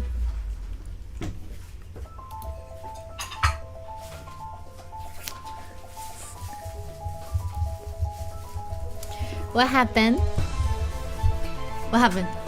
What happened? They forgot area selection. My staff forgot area selection. Reset. Oh no!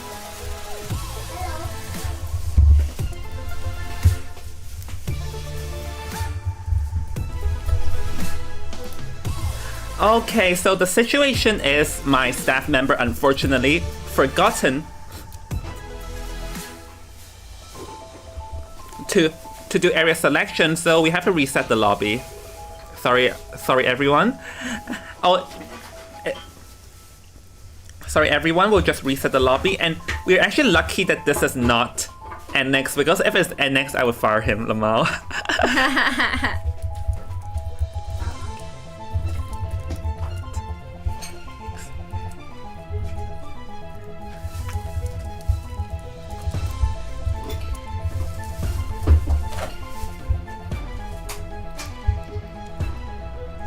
Hold on, so we're gonna reset the lobby because... Yeah, I just typed in the chat is that if it was NX, I would have fired him. For no reason, Lamal.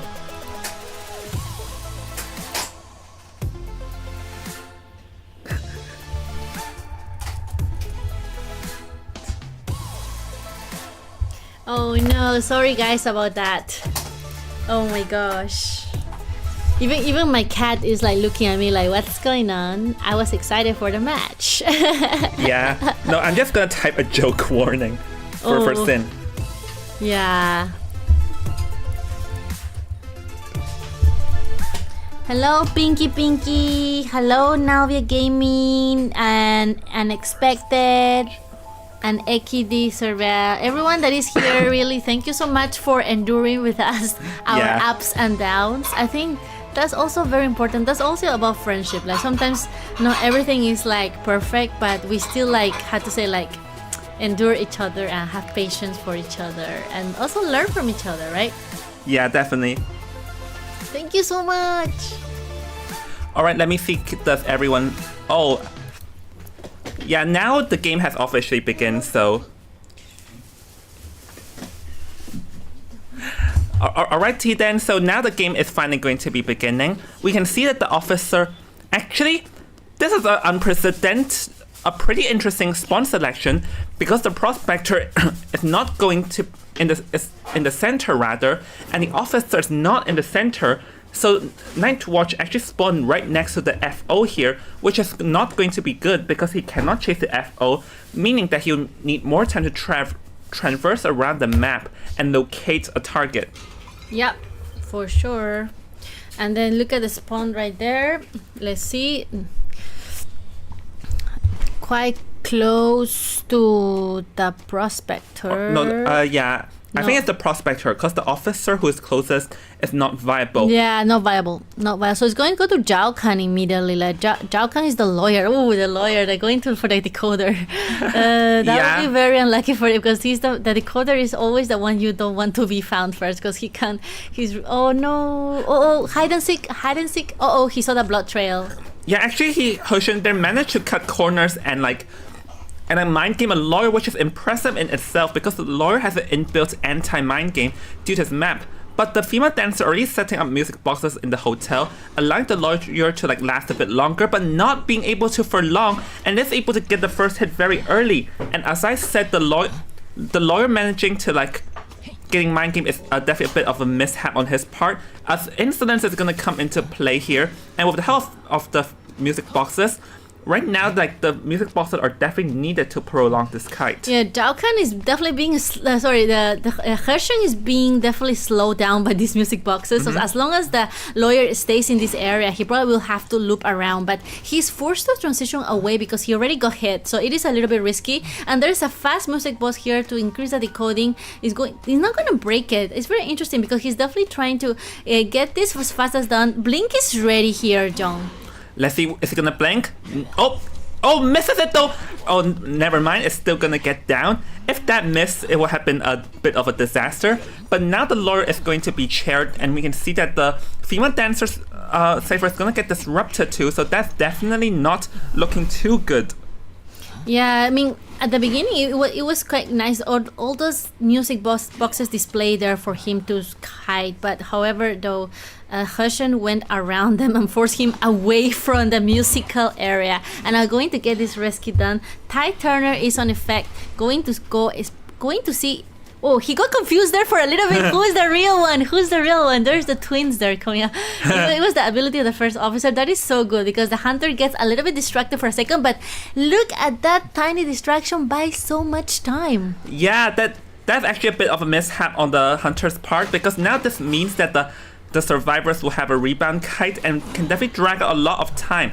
The lawyer is actually hanging at the 2-story waiting for the hunter to come, and he's going to prolong the kite, but Michiko, the female dancer, is also here ready to like disrupt, and the prospector is also here, so the entire family is here now, Soy Milk. Yeah, this is very beautiful support. This is what we're talking about, like family. The family is so important. You see the family here all coming to distract. Oh my god, beautiful stand from the second floor. That looks so funny. Yeah, pull up. And actually the female dancer set up her music boxes pretty well because they put it in a position where the hunter cannot really destroy that easily. Goes for the swing and is able to hit. So now I think the hunter may have to consider to switch courses and go after this dancer just because the lawyer at this point is far out of reach. Yeah, it's nowhere to be seen. This is beautifully done here from the survivor team, and you see the dancer using all those pallets with no more musical box left. You just need to roll kite, going to use this area for getting a speed boost. Yeah, but the window over there just shattered because the lawyer used it earlier, so this means that the female dancer does end up going down, but this is definitely an acceptable situation for the survivors, considering that this, like 1.5 ciphers remain at this point. Yeah, it's so fast. Like, look at this little distraction. It costs so much time, but for the survivors to finish, to position themselves, and now they're gonna prepare for this rescue, and then it's the end game. So this is the fast-paced side that survivor is playing right now. Oh, watch gonna come in fact. Hersheng wants to do a pullback to predict, not being able to come in so, and is able to pull off the swing. So yep, the first officer is gonna get rescued, but there's no Ty Turner here, so there's a chance for the female dancer to still go down, which that will be the case. But during this time, the cyber progress is looking pretty healthy. And another thing is that considering that Hersheng has brought insolence rather than the trump card, this means that he has no potential endgame. So the survivors definitely are in position to try and get like a free man escape. Yeah, this is very scary here for the survivors. They might be able to also get a 3-man escape. That's so important for them. Lawyer. And now the lawyer coming in, going to go all the way to the chair just to get the rescue done. And the hunter going in also, going to try to get the dancer. Yeah, pull back on this, get this lawyer down, because the lawyer also got chaired. But we are going to be approaching endgame, so let's see what will Hersheng's choice be. He will be go after this lawyer, but keep in mind that there's also the dungeon in the vicinity here, so that's why he's gonna go for the blink, not giving the survivors a single chance for a 4-man escape. But I think the situation now is that the prospector is in a bit of an awkward position, but I think he should be able to make his way towards the other side of the gate now. Yeah, definitely. I think at this point it's going to be all for the gate. Going to go for the gate. Going to go for the gate. Yep. So yeah, I don't think it would be. I don't think it would be possible for, like the hunter to get a tie from this situation. So I think this is going to be like a 3-man escape because the prospector is also in a safe spot, and no one can really do anything to save the lawyer too. Yeah, definitely. Oh my god, that was a 3-man escape, same as the match before. Yep, same as before, this is going to be a 3-man escape. So talk about this being close, the first round is a 5-5 tie, and the second round is a 4-4 tie. So this is one way for us to start the finals, with the first 2 rounds being a tie.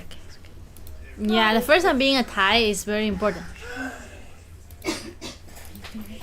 Yeah, so anyways. Yeah, so actually I think that the survivors did pretty well. Like, and I think here Hoshin failing to like get the farm and the target attack onto the lawyer is definitely one of the more like things that mattered towards the end, because then he allowed the lawyer scot-free, and him getting confused like allowed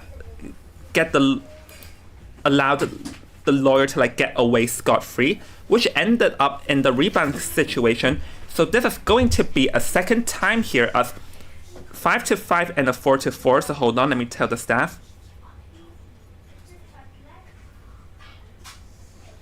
So anyways, I'm really liking the fact that this final started very close. And sorry for the background noise. Everyone. And we're going to be taking a quick break. And after the break, we'll see you with more IMR action. See you in a bit. She rests eternally in her beloved place, and with her beloved. I had a nightmare last night, but I don't quite remember what happened. I had that dream again. A nightmare is often a projection of fear from real life. Everyone seems to be hiding a secret. Perhaps I can start with that mysterious novelist and gather some useful information. Mr. Orpheus, it would seem none of us are following the rules. Who's there? Why am I back here? Was it a nightmare?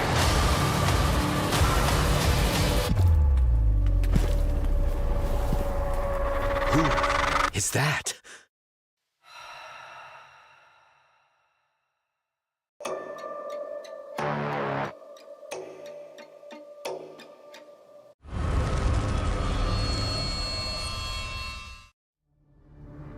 She rests eternally in her beloved place, and with her beloved. I had a nightmare last night, but I don't quite remember what happened. I had that dream again. A nightmare is often a projection of fear from real life. Everyone seems to be hiding a secret. Perhaps I can start with that mysterious novelist and gather some useful information. Mr. Orpheus, it would seem none of us are following the rules. Who's there? Why am I back here? Was it a nightmare?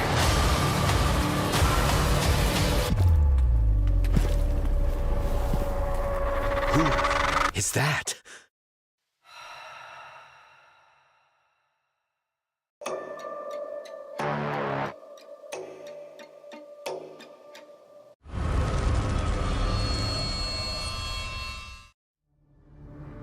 She rests eternally in her beloved place, and with her beloved.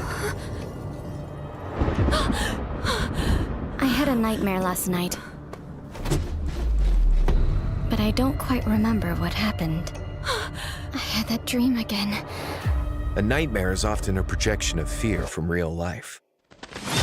Everyone seems to be hiding a secret. Perhaps I can start with that mysterious novelist and gather some useful information. Mr. Orpheus, it would seem none of us are following the rules. Who's there? Why am I back here? Was it a nightmare?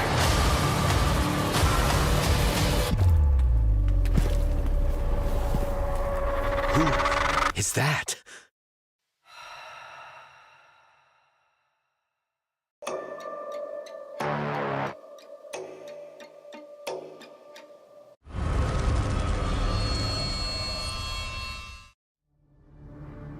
She rests eternally in her beloved place and with her beloved. I had a nightmare last night. But I don't quite remember what happened. I had that dream again. A nightmare is often a projection of fear from real life. Everyone seems to be hiding a secret. Perhaps I can start with that mysterious novelist and gather some useful information. Mr. Orpheus, it would seem none of us are following the rules. Who's there? Why am I back here? Was it a nightmare?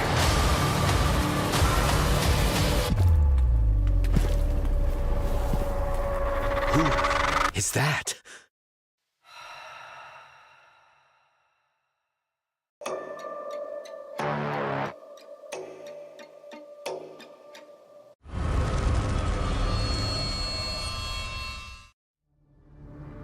She rests eternally in her beloved place and with her beloved.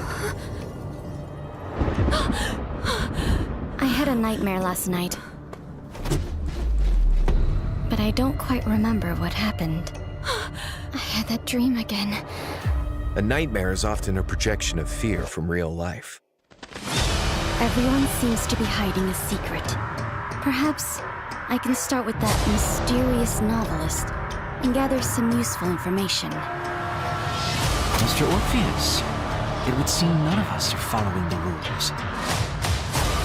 Who's there? Why am I back here? Was it a nightmare?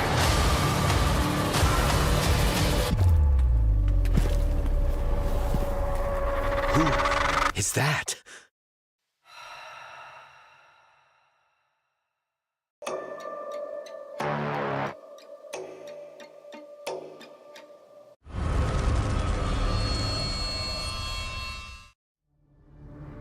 She rests eternally in her beloved place and with her beloved. I had a nightmare last night. But I don't quite remember what happened. I had that dream again. A nightmare is often a projection of fear from real life. Everyone seems to be hiding a secret. Perhaps I can start with that mysterious novelist and gather some useful information. Mr. Orpheus, it would seem none of us are following the rules. Who's there? Why am I back here?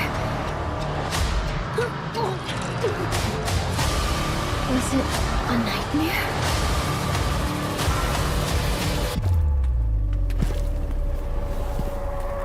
Who is that?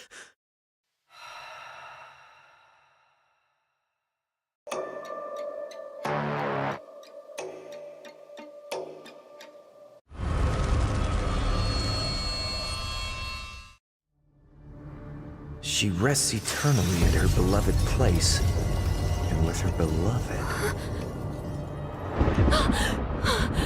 I had a nightmare last night. But I don't quite remember what happened. I had that dream again. A nightmare is often a projection of fear from real life. Everyone seems to be hiding a secret. Perhaps I can start with that mysterious novelist and gather some useful information. Mr. Orpheus, it would seem none of us are following the rules. Who's there? Why am I back here? Was it a nightmare?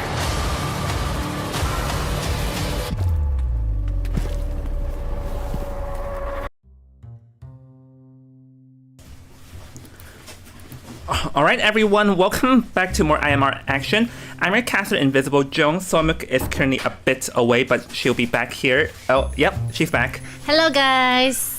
Yep, so we're going to be approaching the BO3 band, and oh my goodness, like, the first 2 rounds is a complete tie. So Yeah, the Hunter's game. no, the first round was Hunter. The first round, First round was Hunter 2 4Ks. Yes. And the second round was like a free escape on both survivors' end. So I am excited. So we are going to be seeing like the bands here and wait, let's see. Oh, hold on, I got the wrong one.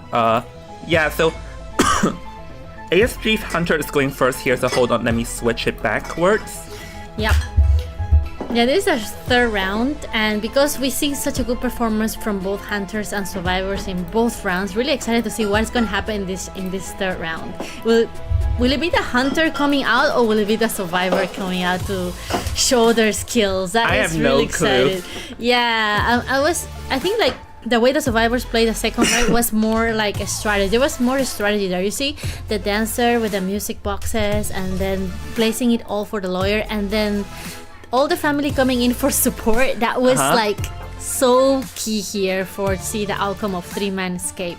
Yeah, so we are going to be seeing the Acrobat and the Toy Merchant are also added to the global bans. And during this, we are going to be seeing the Seer and the Antiquarian being banned from Cinnamon Roll, or Meow Pie as we know. And Seer and Antiquarian. And actually, it's going to come into no surprise that we are going to be seeing the 2 survivors, or rather the 2 Hunter bands, being the Opera Singer and also the Bloody Queen. So GK knows Meow Pie's Bloody Queen is also very good, so that's why despite it not appearing in BO2, they're gonna remove it nonetheless. Yay, that's definitely cool. Yep, and you see like the Hunter here, there's 2 bands here for Meow Pie. The Bloody Queen, like you say, one of his favorite mains, and of course Opera Singer. So we think we could also see, depending on the map, do you know which map is going to be? We do know that it's going to be the Arms Factory, as the female dancer and the patient are the selected here. And now we're going to be seeing, let's see, Mercenary has been banned amongst all the mix. And then the forward is going to be the next survivor being selected here. So it seems to me that GK really loves the forward, because we did see how amazing Brandon did with his forward. Yeah, one of the best forwards in Asia as well, and that was really, really clutch as well. So we really like to see coming into play a forward, a good harasser, and also like a good support there from the dancer. We know now dancer is one of the best support teams, and the way she plays those music boxes was just a very good strategy there coming in. Well, we're going to be seeing the final band here. It's going to be the Psychologist. And I do wonder why though, because the Psychologist, let's see, female dancer, patient, forward, and then the Psychologist being banned. Like, I think Meow Pie wants a single hit hunter, but I wonder what single hit hunters are we expecting here, seeing that there's no BQ. Yeah, there's no Bloody Queen here. I would love to see Meow Pie's Bloody Queen, to be honest, because I haven't seen her in a while. But that means, like, I don't think he will take a Breaking Wheel, because... Nope. Yeah. In Arms, nope. It just doesn't work, you know what I mean? Like, yeah, it's definitely gonna be a little bit different. No, Arms Factory is the one map where you cannot play that wheel out of any circumstances, because it's just way too narrow and it's way impossible for things to roll around, you know?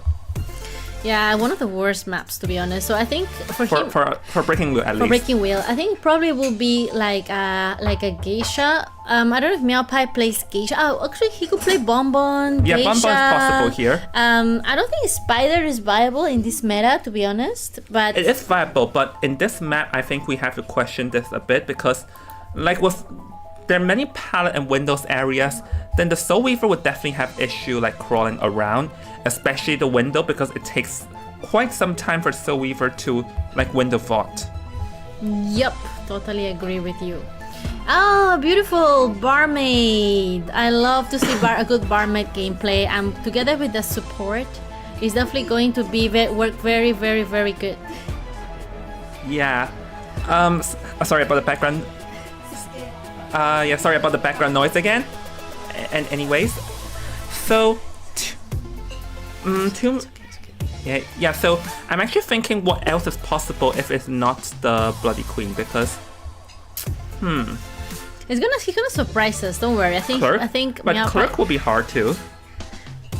it really depends on what he's been practicing lately. Does Meow Pie stream or anything, so we will know? No. Or any of you guys that are Meow Pie friends, maybe you guys can tell us what he likes to play recently. Maybe Nayad. Not yet. I actually did not see him play that before. If possible, I mean, Bonbon is possible because we know for a fact that Cinnamon Roll, aka Meow Pie, has the Bonbon. So that is not completely impossible, I would say. Yeah, not impossible though. How about Geisha? I think it would be fun to see a Geisha play at this moment. Well, Geisha in Arms Factory is also pretty hard because it's way too narrow. Like, there's just way too many high walls. It'll be very hard for a Geisha to dash through. So I don't think that is completely possible in this scenario. Yeah, that's right.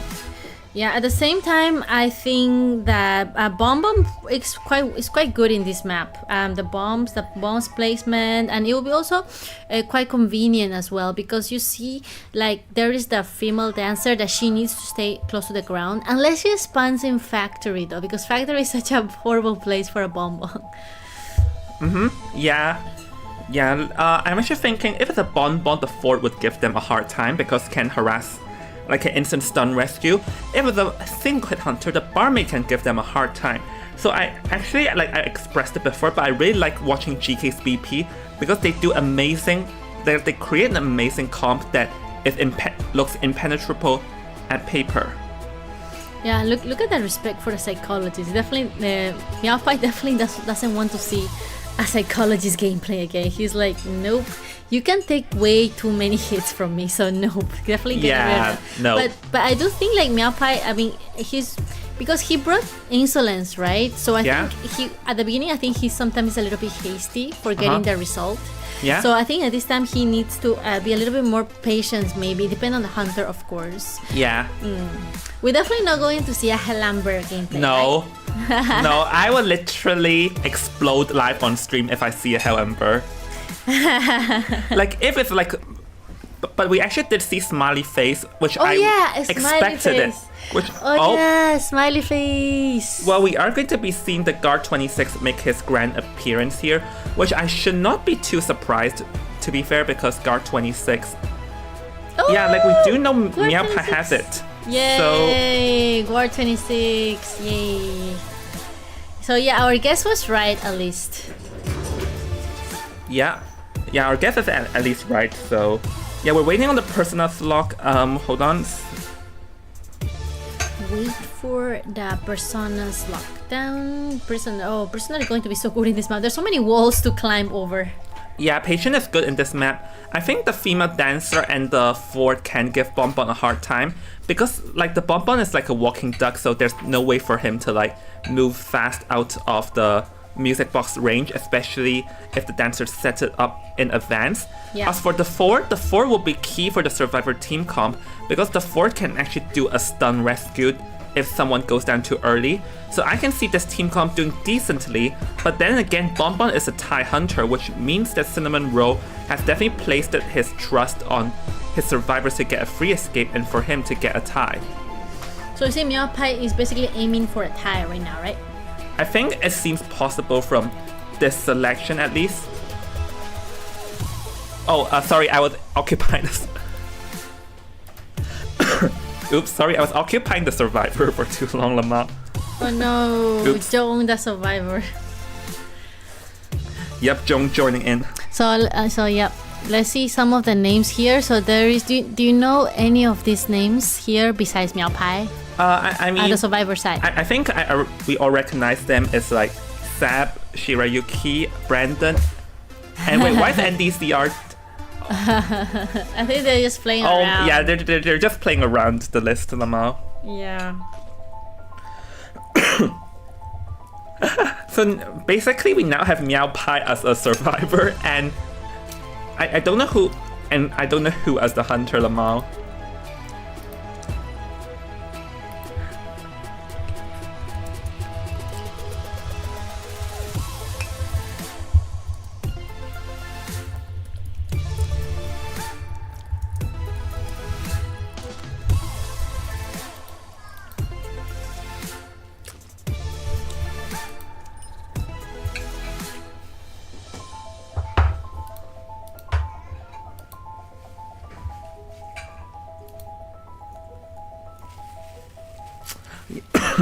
Yeah, so yeah, hold on. We're just setting up the lobby currently. So Panda is the forward and Yuki is the dancer. Okay. Yeah. I mean, we did see Panda or Brandon's for last round, didn't we? Yeah. And I've also seen it from last week in the quarterfinals. So no surprise there because Brandon's 4 is pretty strong, as we've seen him like always there to harass. I love the dancer skin. We're gonna see it soon. You guys not see it yet, but I love those. Oh wow, which one? Oh, this. Oh wow. Is that new? Is that new? Oh my god. Oh, it's Christmas. Oh, it's pretty. Look. Oh wait. Soon you guys will see the dancer. Is that the Christmas skin? Yeah, I think it is. Whoa, it's so nice. It's oh my so gosh. pretty. I haven't entered my game for a while because I was in Beijing, so I couldn't play like my game. So I cannot wait to just tonight go back and check out what's going on, like the skin. Yep. Do you have any luck in your gacha? Not quite, but we are going to be approaching the area selection now. And for everyone who is late currently, like if you don't know the score, as you can see at the scoreboard, things are dead even, 2-2. Like the first 2 rounds are all a tie, which means that the next 3 rounds are going to decide on a winner, hopefully, or we can hit overtime, which is going to be a huge oof to us staff. But anyways, we are going to be seeing Cinnamon Roll spawning right next to the forward. So, but the forward is going to be having like a bit of a hassle. Like chasing the forward as a bonbon can be a bit of a hassle though, so... Yeah, because I think like he just wants to get rid of the stunner early game to avoid late game stun and also delay of game. So it's also a good strategy that, you know, like sometimes you just have to like force the ball out. I think he probably would just want to force the ball out. Yeah, that's for certain now. So we are going to be approaching the game now, and I think Cinnamon Roll probably does not want to chase the forward first, but I like popped in the bathroom for 15 minutes and the match hasn't started yet. Yeah. Oops. Anyway, Cinnamon Roll will be making his way towards Brandon, or let's see, is he going to be chasing towards the forward? Oh yes, it is. So yeah, but I think chasing the forward may not be the best idea just because there are too many football. But this is a peeper bonbon, which is very interesting. It's not every day we see it. I guess here that bonbon probably just wants to do a field control type of gameplay.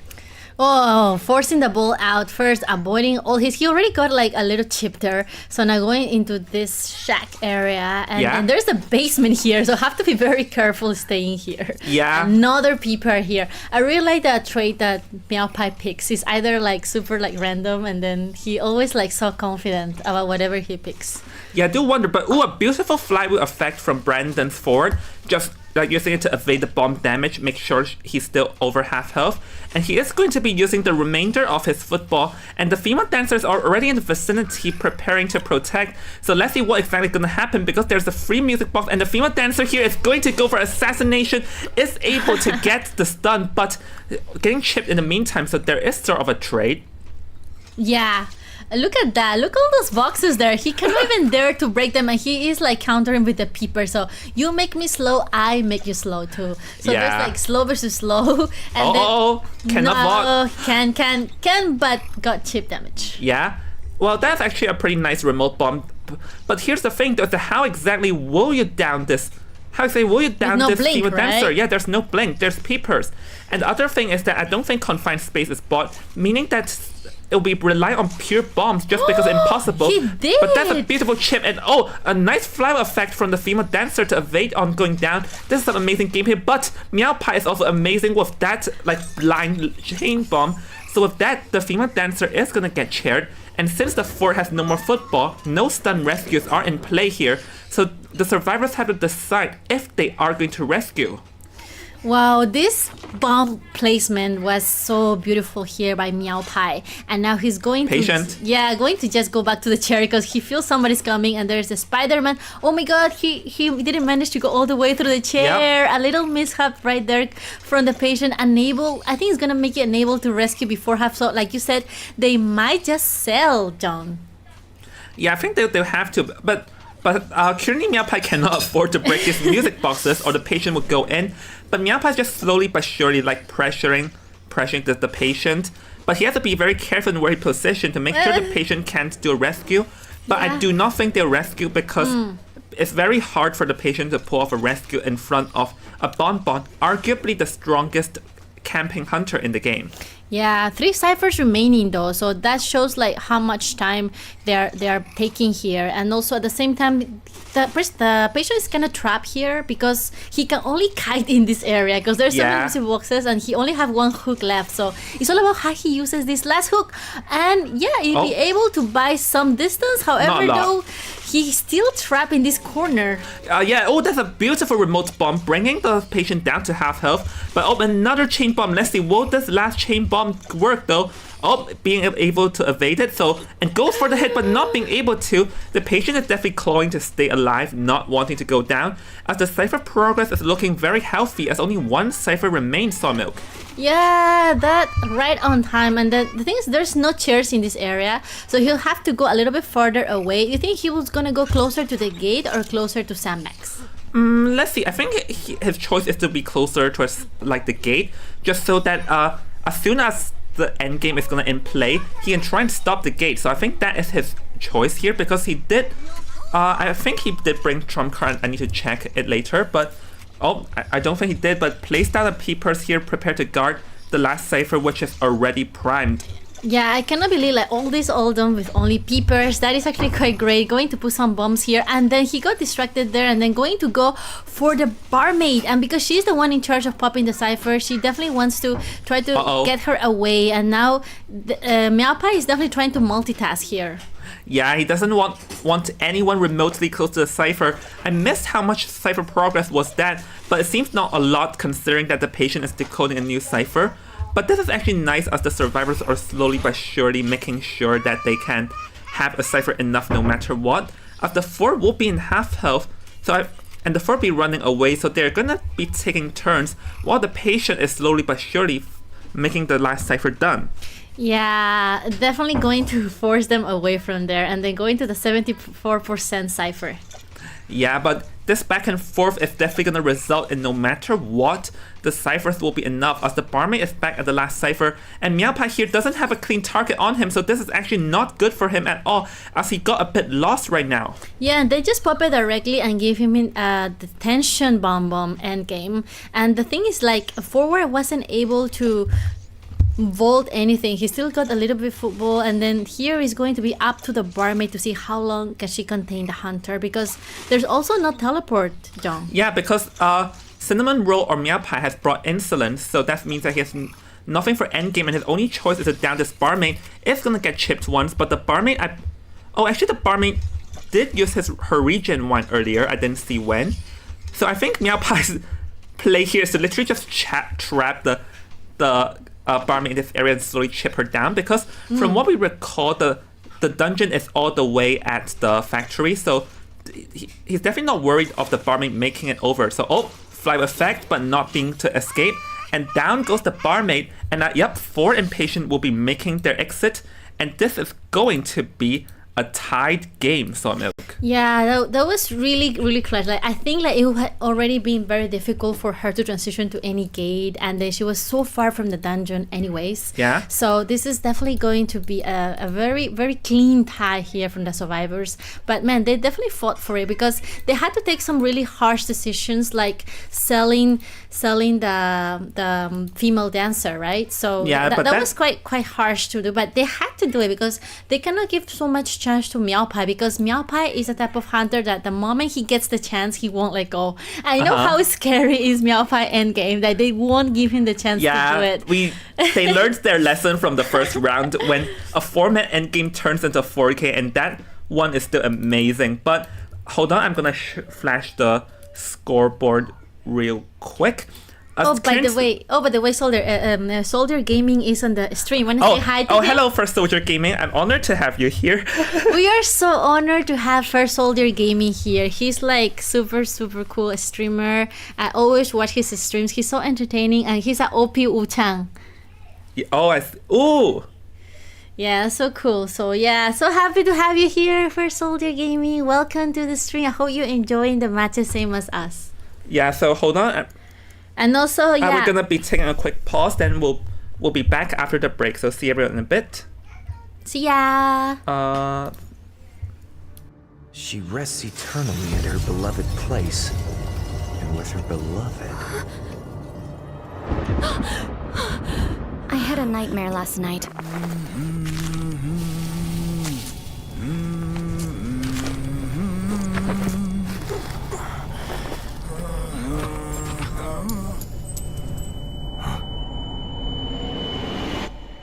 If the father is a miner, so shall the son.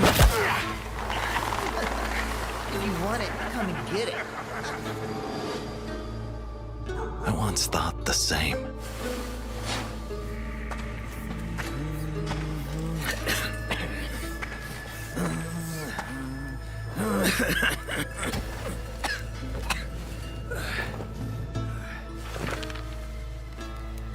Kind child, please, not abandon me.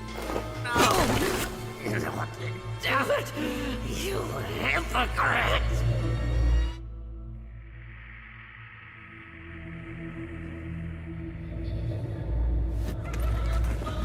Poverty is the worst curse.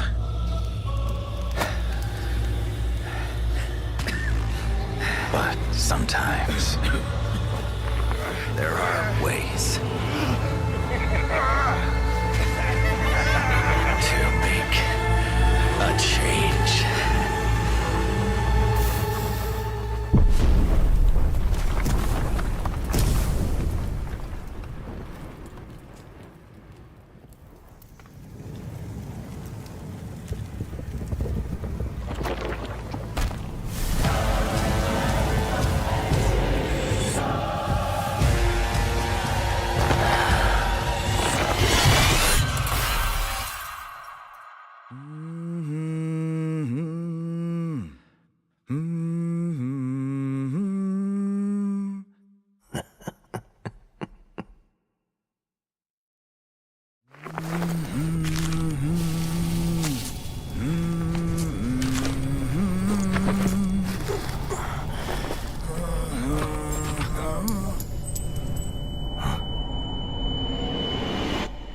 If the father is a miner, so shall the son. If you want it, come and get it. I once thought the same.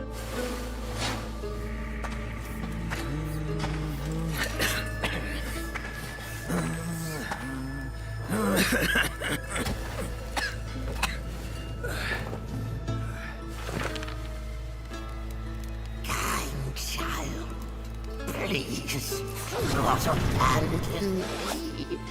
No! Not do it, you hypocrite!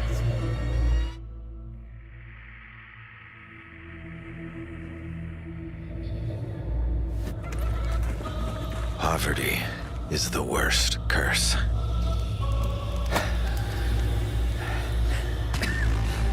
But sometimes there are ways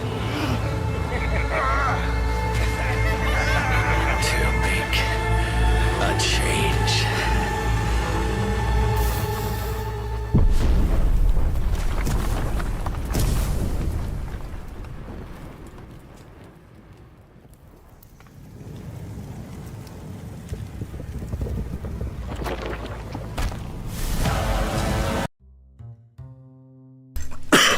Alright everyone, we're back and now we're currently at the BO3 second half of the match, and currently things are still dead even in terms of the score.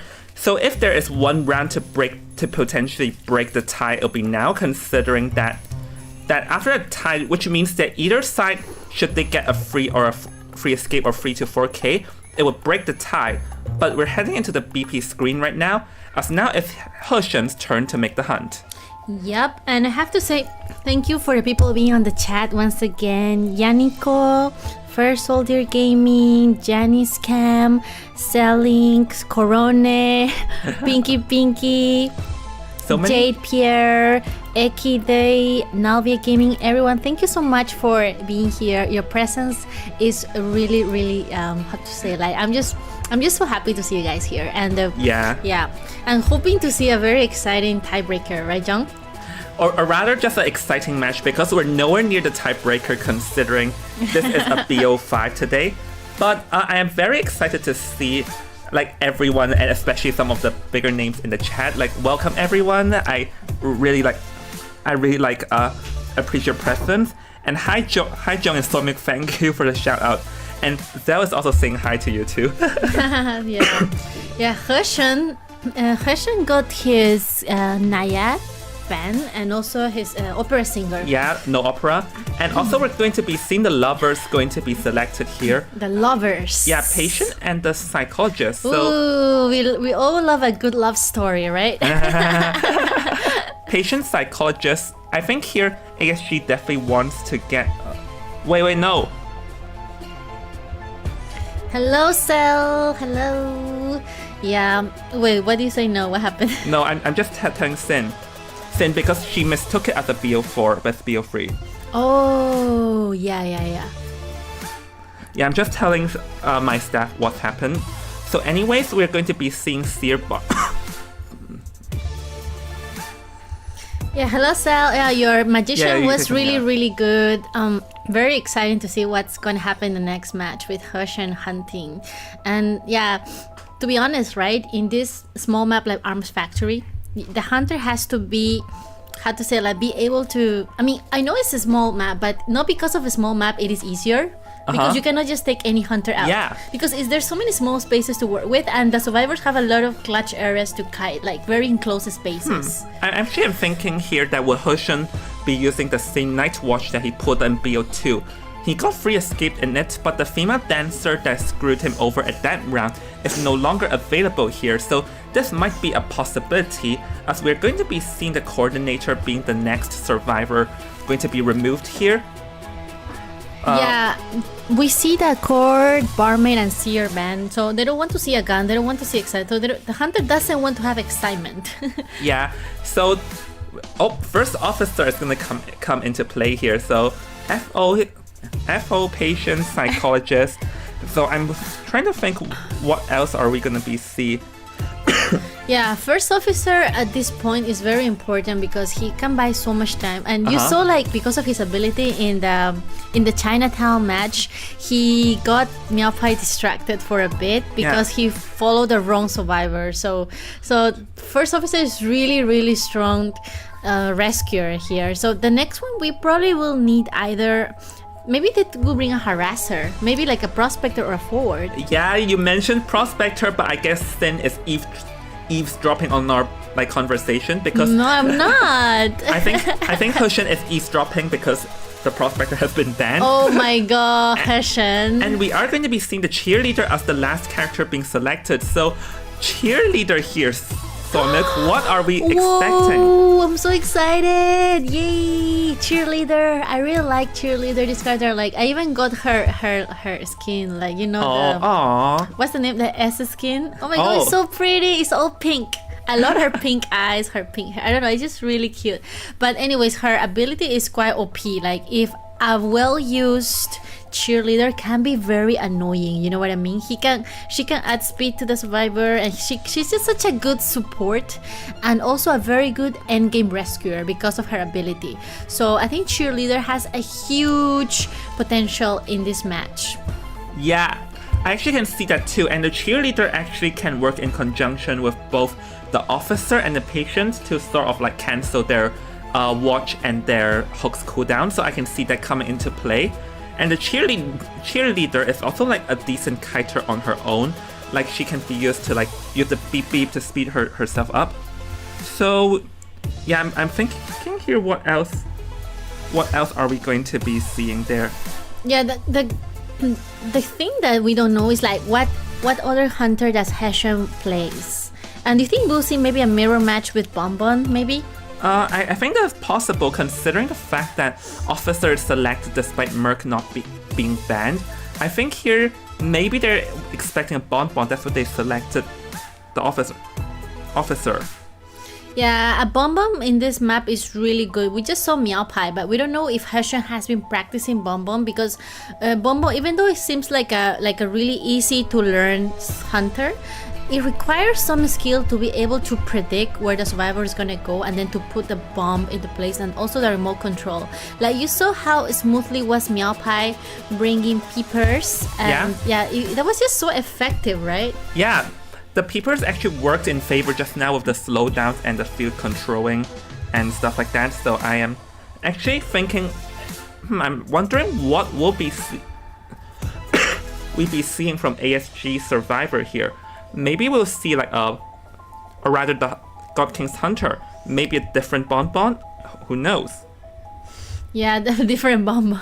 You mean like different style of gameplay? Yeah, because even though the hunter is the same, everyone plays it different, and also it depends on what you playing against with. So in case of Heshen, he definitely needs to aim for a win, right? Yeah, he definitely would want a win. There is a little bit pressure here for the hunter because he needs to get a win. So maybe that will make him like bring out maybe something new. I think the trait here, it has to be blink. Like he can. I don't think like you think he'll play risky. I'm not too certain, but hold on. Can you talk for a bit while I deal with something first? Yeah, sure, definitely. So yeah, I think like for the hunter, like he sometimes like it's a big risk can get you a big reward. And we did see at the beginning of the first 2 rounds, one hunter brought like abnormal, and he just used abnormal throughout all the match, and at the end like Meow Pie, right? And then he got like a 4K. So it really depends, no matter what trait you bring out, like how lucky you are, so you can utilize it early on and then you can keep using it, like such as abnormal. But I think like abnormal definitely is quite situational because you cannot use it with all the hunters and you cannot use it with all the maps. So I think like for Red Church, the match that we saw with Opera Singer when she brought abnormal, it really worked so well because Opera Singer has the ability to dash back to the cipher, and she kept controlling the cipher and the survivors at the same time. So that was quite strong. So I don't think they will bring like a such a trait in this time. I think it will be something more straightforward. Maybe something like a blink, or just teleport or something. Yeah. So we're currently waiting on the personas because someone from ASG has like ping issues. So we're waiting. Like we gave them like around 2 to 3 minutes to sort things out. Wait. Let's see.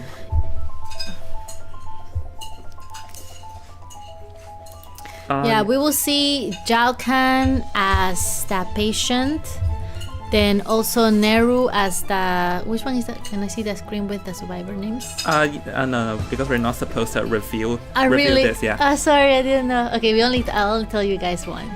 But yeah, how about cheerleader? Do you like... Have you played cheerleader before? I played against cheerleader because I'm like a survivor main. Of course I don't have hunters. I don't play much hunters, Well, hold on, as we're still waiting for the situation, for this to be resolved. Yeah, we definitely need to be sure everyone has a very good ping. So we're gonna wait for the good news if they can come in the game again, because ping is so important too. So they need to like match. And then yeah, at the same time, I'm very happy that like this is like your 3rd tournament, right? Fourth tournament of Jong. So these are all like mini tourneys organized by Jong and his staff. Thank you to all the staff, definitely. And they all work so hard behind the scenes trying to make this come together. Yes. Yeah, so we're just waiting on because there's someone there, but let's see. Yeah, in Hong Kong, we are almost 5 p.m. So soon is going to be dinner time here. And how about in Malaysia? What time do you think is in Malaysia? Does Malaysia has the same time zone as Hong Kong? I think it's the same from what I recall. Oh, I see. Okay, cool. Yeah, last time I went to Malaysia, I went to Kuala Lumpur, and I also went to Melaka. And I really like it. I think Malaysia is so big and it's so nice. And the food is amazing. Yeah, it was really nice. I cannot wait to go back to Malaysia again. Yeah, same. Hold on, let me see. Yeah, okay. So we're waiting on the hunter pick now. Oh, somebody in the chat said, Eki Surya said, oh, you're from Hong Kong, ni hao. Yeah, yeah, actually I live in Hong Kong. In here, in Hong Kong, we speak English, Mandarin, and Cantonese. Hold on, everyone, we just received the hunter pick, so I'm gonna cut corners short here, as it is going to be this hunter. We're gonna be seeing a hermit from Hushan here. And so exciting! Yeah, it's actually very interesting to see a hermit, because we don't see that a lot. We did see bleachers, but hermit against a psychologist, I can see a potential problem, because the psychologist acts like a tank and has an extra health, making it very hard for the hermit to do a field control, considering that she has an inbuilt like extra health. Yeah, the good thing about Hermit though is like he's the only hunter that kind of counters Cypher Rush. Yeah. So the survivors are gonna have to focus a lot on the Cypher Rush if they want to counter him too, because he's the expert on slowing down the ciphers. Yeah, he is definitely and the more tank hits the psychologists get, he gets the more presence as well. And his end game is also quite strong. Like he can stand the survivor, he can electrocute the survivor, and then he can control the ciphers. So I don't know, like Hermit is definitely like a huge. Definitely, I think it's gonna be a huge battle here. Yeah, and actually, once again, like currently things are all tied up, so there's a possible for things to like for this match to break the tie. Yes, definitely. Because currently it's like the score is 5-5, 4-4, and a 2-2. So this actually means that it's possible. It is completely possible for one side to like free escape or free K and to like sort of get themselves into the lead now, Soy Milk. Yeah, so yeah, Hermit coming in here, he's gonna try to get the early thing. He's gonna bring insolence. The Hermit, is it a common trait for a common persona for a Hermit to bring insolence or no? I think it's possible. It's possible because I think he endgame like a full presence Hermit is really scary and at the beginning, of course, gonna get kited quite a bit, but once he gets his full presence, I think it's gonna be quite challenging. Yeah, I'm very excited to see this because it's a Hermit in Arms Factory. But hold on, I'm gonna switch the screen to the in-game screen. As we're now going to be seeing the area selections where this will be important. As the psychologist at the bottom at the factory, I think there's a high possibility that the Hermit will spawn at the right next to the front gate. But let's see, where will Hermit be selecting? I think Hermit will definitely go, oh wow, the opposite. Well, he was like, he wants to stay away from the couple.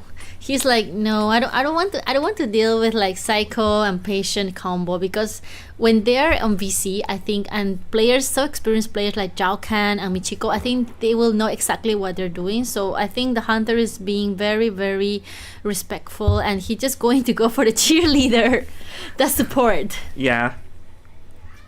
Well, hold on, let me just see. Yeah, the scoreboard is correct, as there's just way too many things for me to change. But we are going to be heading into the game now, as Hermit is going to be spawning right next to cheerleader, which is fake Neru. So I think it's a high chance that the cheerleader can take the kite, but the cheerleader can use her like speed up acceleration to get out of the Hermit stun. The thing is, like, she's trying to move to a better kiting area, and the Hermit knows that. He's going to the middle, see whether he can spot her, and already I don't see him deciding the target yet, so I think he's just going to try to find the best area. And there is someone there. Oh, it's the first officer.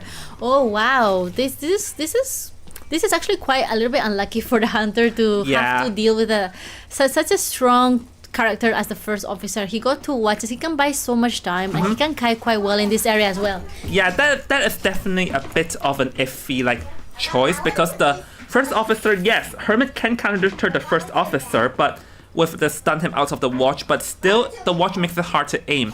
And we can see that the Hermit actually chose to disconnect, because this means that no one can tank his damage. Goes for the swing here, not being able to, goes for the blink, and yes, now the first officer is damaged, and because the screen disconnected, so no one can protect the officer, but you still have the watches to consider. Yeah, wow, beautiful teleport there, and they're gonna use the watch immediately. There's gonna be, he tries to go to predict where the officer is, but not being able to. So now Hermit wants to like retreat to get out of the watch range, which did indeed happen. So the officer's now on his own because no one can protect him at all. Gonna have to use the Oh, watch stun. once again. Going to stun. Going to try to break. Oh god, the hit, and he's going to go down for eventually after. Yep. It's gonna get down now. So this is actually a very, very good move from Hushin's part, like chasing the officer, and then disconnecting to making sure that no one can protect him. So this means that with shared damage, no one can like share damage with him. So now with the downside of that is that ciphers are very fast as 2 whole ciphers remain, but now is the time where Hermit will reconnect and slow the ciphers down, so it's still anyone's game here, Soy Milk. Yeah, they're gonna put the ring there just to wait if he can stun anyone, and then the survivor is just waiting for where the chair gets a little bit closer to the middle, so it can be right before half rescue, which is a little bit dangerous as well because the Hermit is one of the hunters that can camp really, really well. Oh, got a very nice rescue there. And is able to block for the officer, so that's actually a pretty good move because the cheerleader had no tide, so there's a risk of a farm situation, which did not happen. And currently, the officer has no charge on him, so it'll be very hard for the Hermit to like hit the officer. So yep, now the Hermit will be forced to retreat out of the watch range before going after him. But this is definitely buying out a lot of time, Soy Milk. Yeah, look at that. Now it's gonna get so much distance here, but look at him. He's Ooh. already there. He predicted it perfectly, and now going around this little area, going to try for the mind games. There is no play here, so he's forced to break the pallet, and just going to be forced to just follow the first officer until he can just down him. Yep, so now actually the officer did not go down due to the shared damage trade there. So actually this is a very long rebound kite, and time is running out for Hushin because the Cypher is about to be enough. Oh, goes for a TP and not being able to hit anyone. So now he goes for the cheerleaders, but it's acceptable for the survivors because they can easily share damage it. Yeah, this was really well played. Like at the beginning, like they don't share, and now they're sharing all the damage. So it's definitely quite annoying for the hunter. Oh, yay, finally got it, but the machine's not yet ready, so it buys a little bit more time for the hunter here. Going to get a second chair. Yeah, but here's the thing, the survivors have to consider who is going to go to rescue. Because Fake Naru, the cheerleader, is down within 1 hit, and yes, we can see that the ciphers are about to be enough, but the cheerleader would go down in 1 hit, if I'm not mistaken, or maybe not, I'm not too certain, but I think it's not, considering the cheerleader is still in the vicinity. Haha, first officer, not soldier. Yeah. Oh my gosh. Yeah, and the thing is, like, yeah, right now it's going to be a nice. Oh my god. Oh, the cheerleader manages to like bait the hunter into hitting a chair. That's a nice move. So I think right now it's definitely going to be a 4-man endgame, and the question is if the survivors can play for like a draw endgame. Let's see. Still going to be after the officer, goes for a stun here, but at this point, there's like just ample time for the survivors to like have someone stick towards the gate. Yeah, everyone's getting ready for endgame here. Cheerleader is cheering for the first officer so he can enjoy login, and they will just pop it now. Yeah, actually, because here's the thing, that the first officer, if goes down, he would get, if I'm not mistaken, the officer would have gotten back up if he gone down, but it was the same because of shared damage, and now Hermit's like shared damage trait is working against him as he cannot get the officer down in 1 hit. Yeah, even with detention.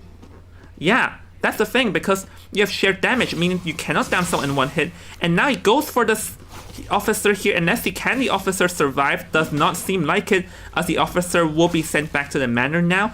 But I believe amongst all this time, the ciphers, or rather the gates, should be done for the 2 other side.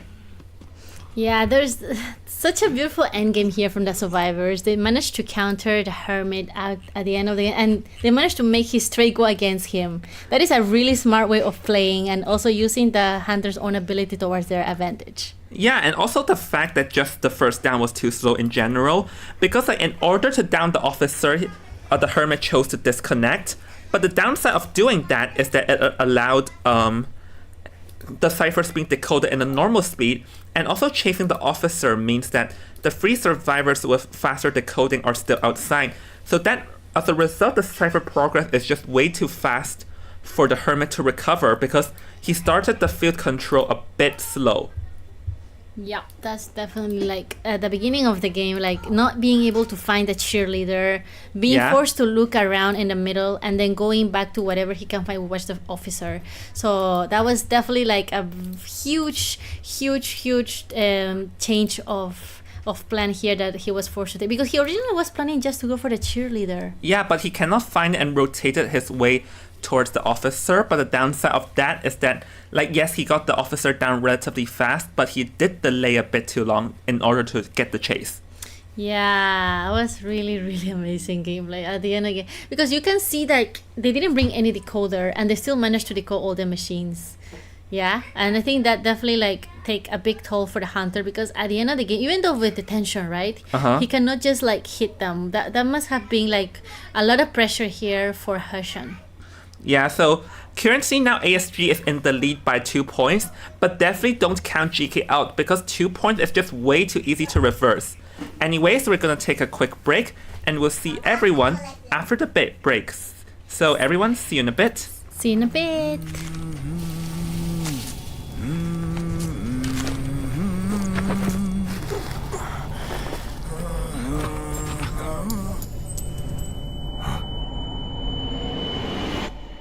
If the father is a miner, so shall the son. If you want it, come and get it. I once thought the same.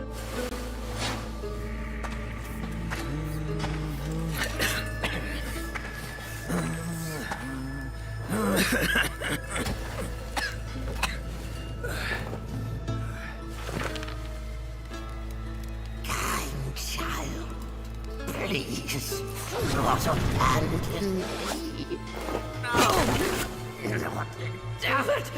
You hypocrite!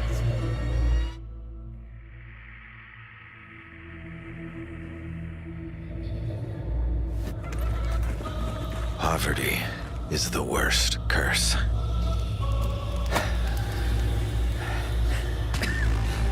But sometimes there are ways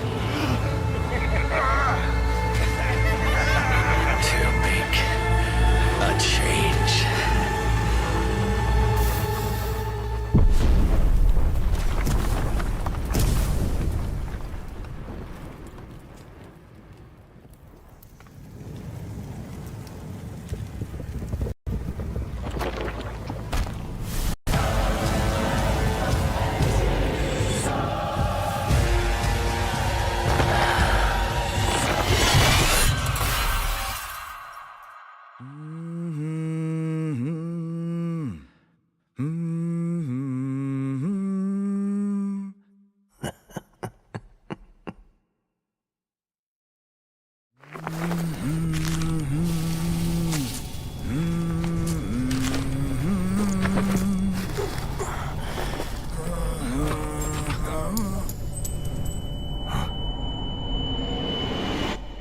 If the father is a miner, so shall the son. If you want it, come and get it. I once thought the same.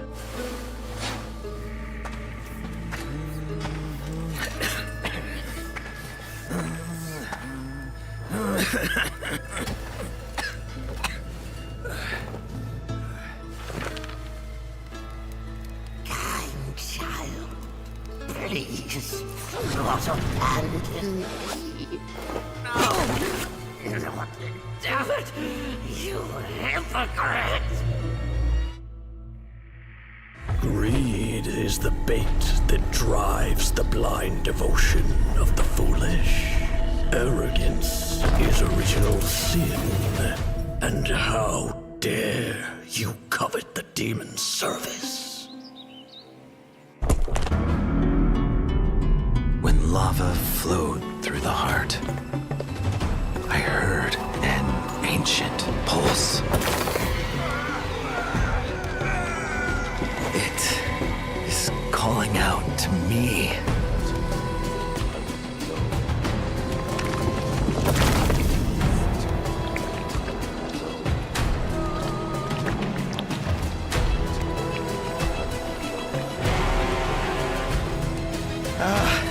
I see it! I finally see it!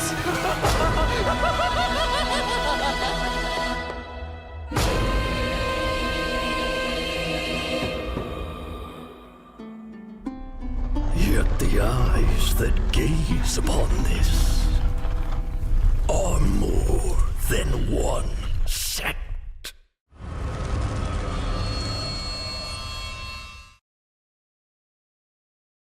Greed is the bait that drives the blind devotion of the foolish.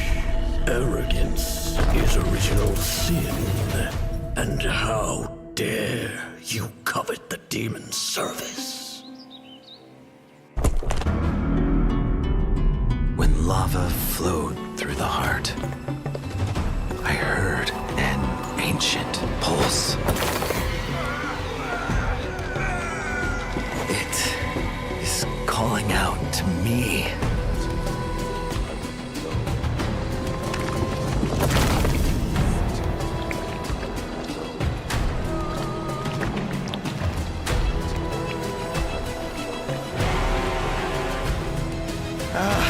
I see it! I finally see it!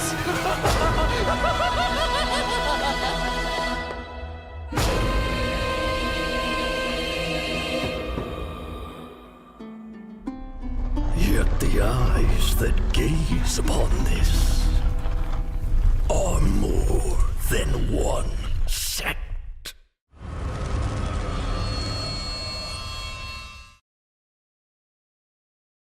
Greed is the bait that drives the blind devotion of the foolish.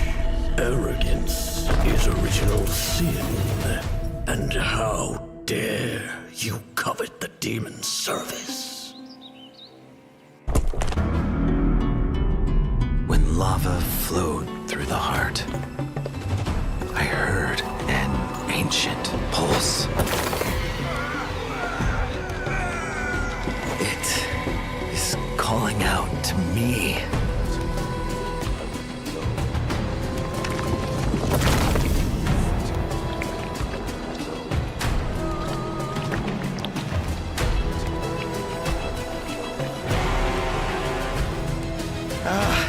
I see it! I finally see it!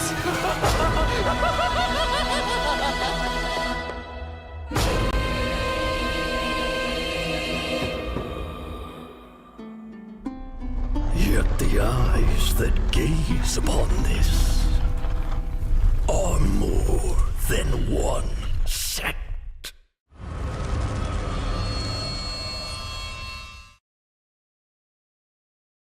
Greed is the bait that drives the blind devotion of the foolish.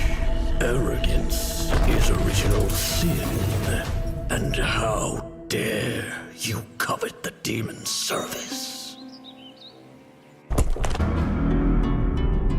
When lava flowed through the heart, I heard an ancient pulse.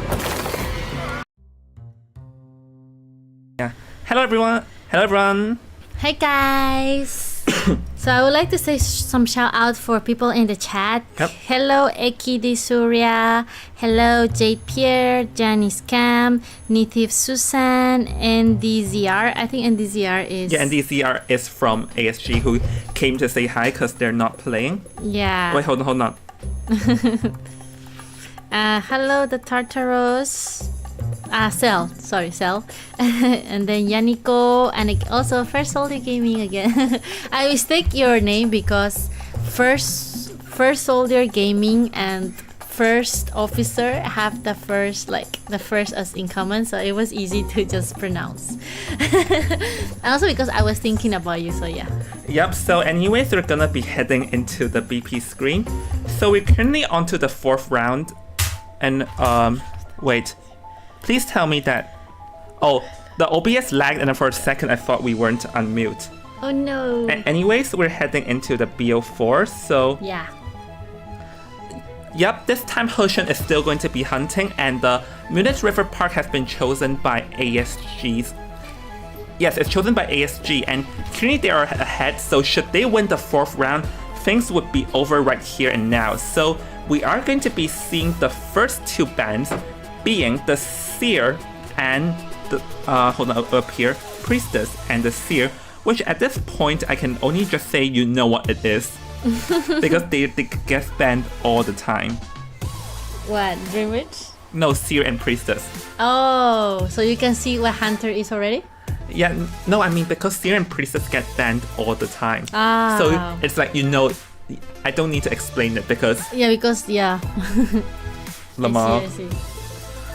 Yep, so let me see who else is in the chat. Hello everyone who is in the chat. Let me see who else. First Holder Gaming said, like, it's fine, Soy. I'm also former top first officer before. Oh, well, it's not someone flexing in the chat. So funny. Yeah, this is It's kind of funny. Yeah. Well, let's see then. I'm thinking... Yeah, at the same time, I'm so happy that to see a new map too. Like, actually, this map is perfect for Toy Merchant now that the Priestess is banned. Yeah, actually Toy Merchant can fly around, and here's the difference. God King has no more Toy Merchant. Yeah, that's definitely... definitely going to be bad if there's no Toy Merchant, because Toy Merchant is so good in this map. Especially if she put a catapult in the middle, like in the bridge, or just like on the second floor area, is really, really good. Yeah, I think the main thing about this map is like there is like roller coaster factor. So if you get the roller coaster on time, and then that can buy so much time, so it kind of like forces the hunter to bring teleport. Yeah, but first of all, let's going to show the ban on the speed. Opera Singer has been banned. The Galatea has been banned. Wait, let me find it. And the Guard 26 Bonbon have also been banned.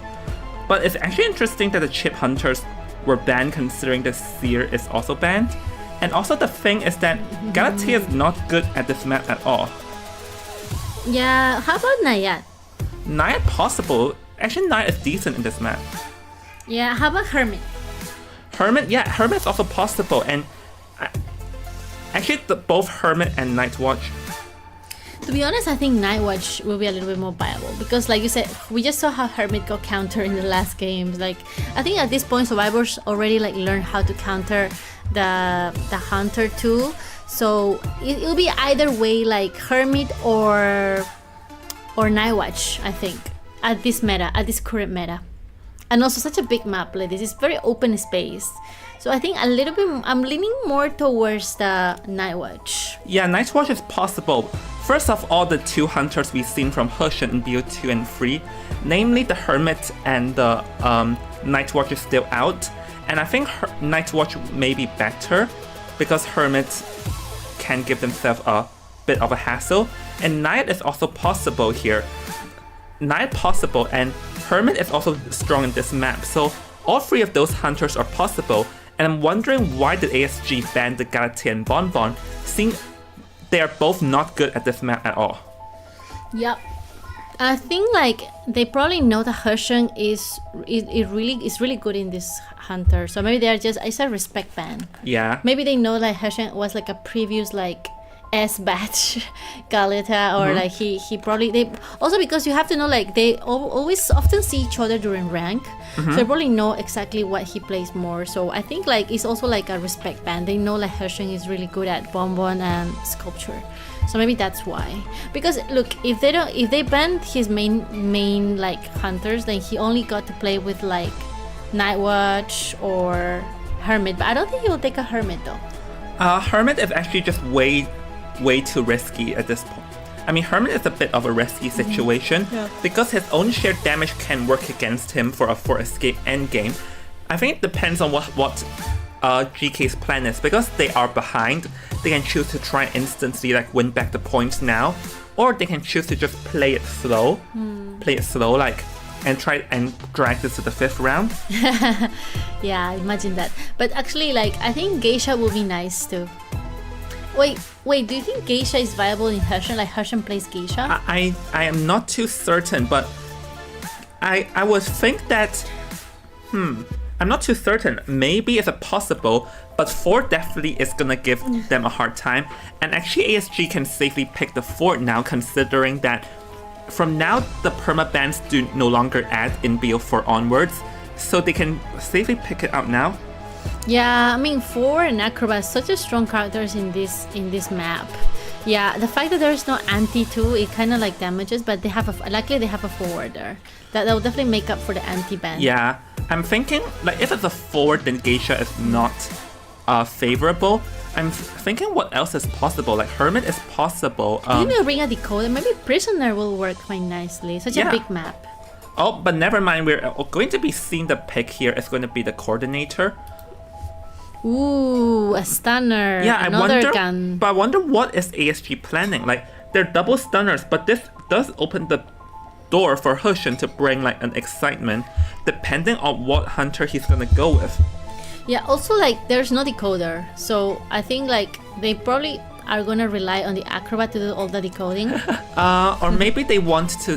They can like select a normal decoder, but oh my goodness, we're seeing a very unprecedented ban as the aeroplanist is going to be in the ban.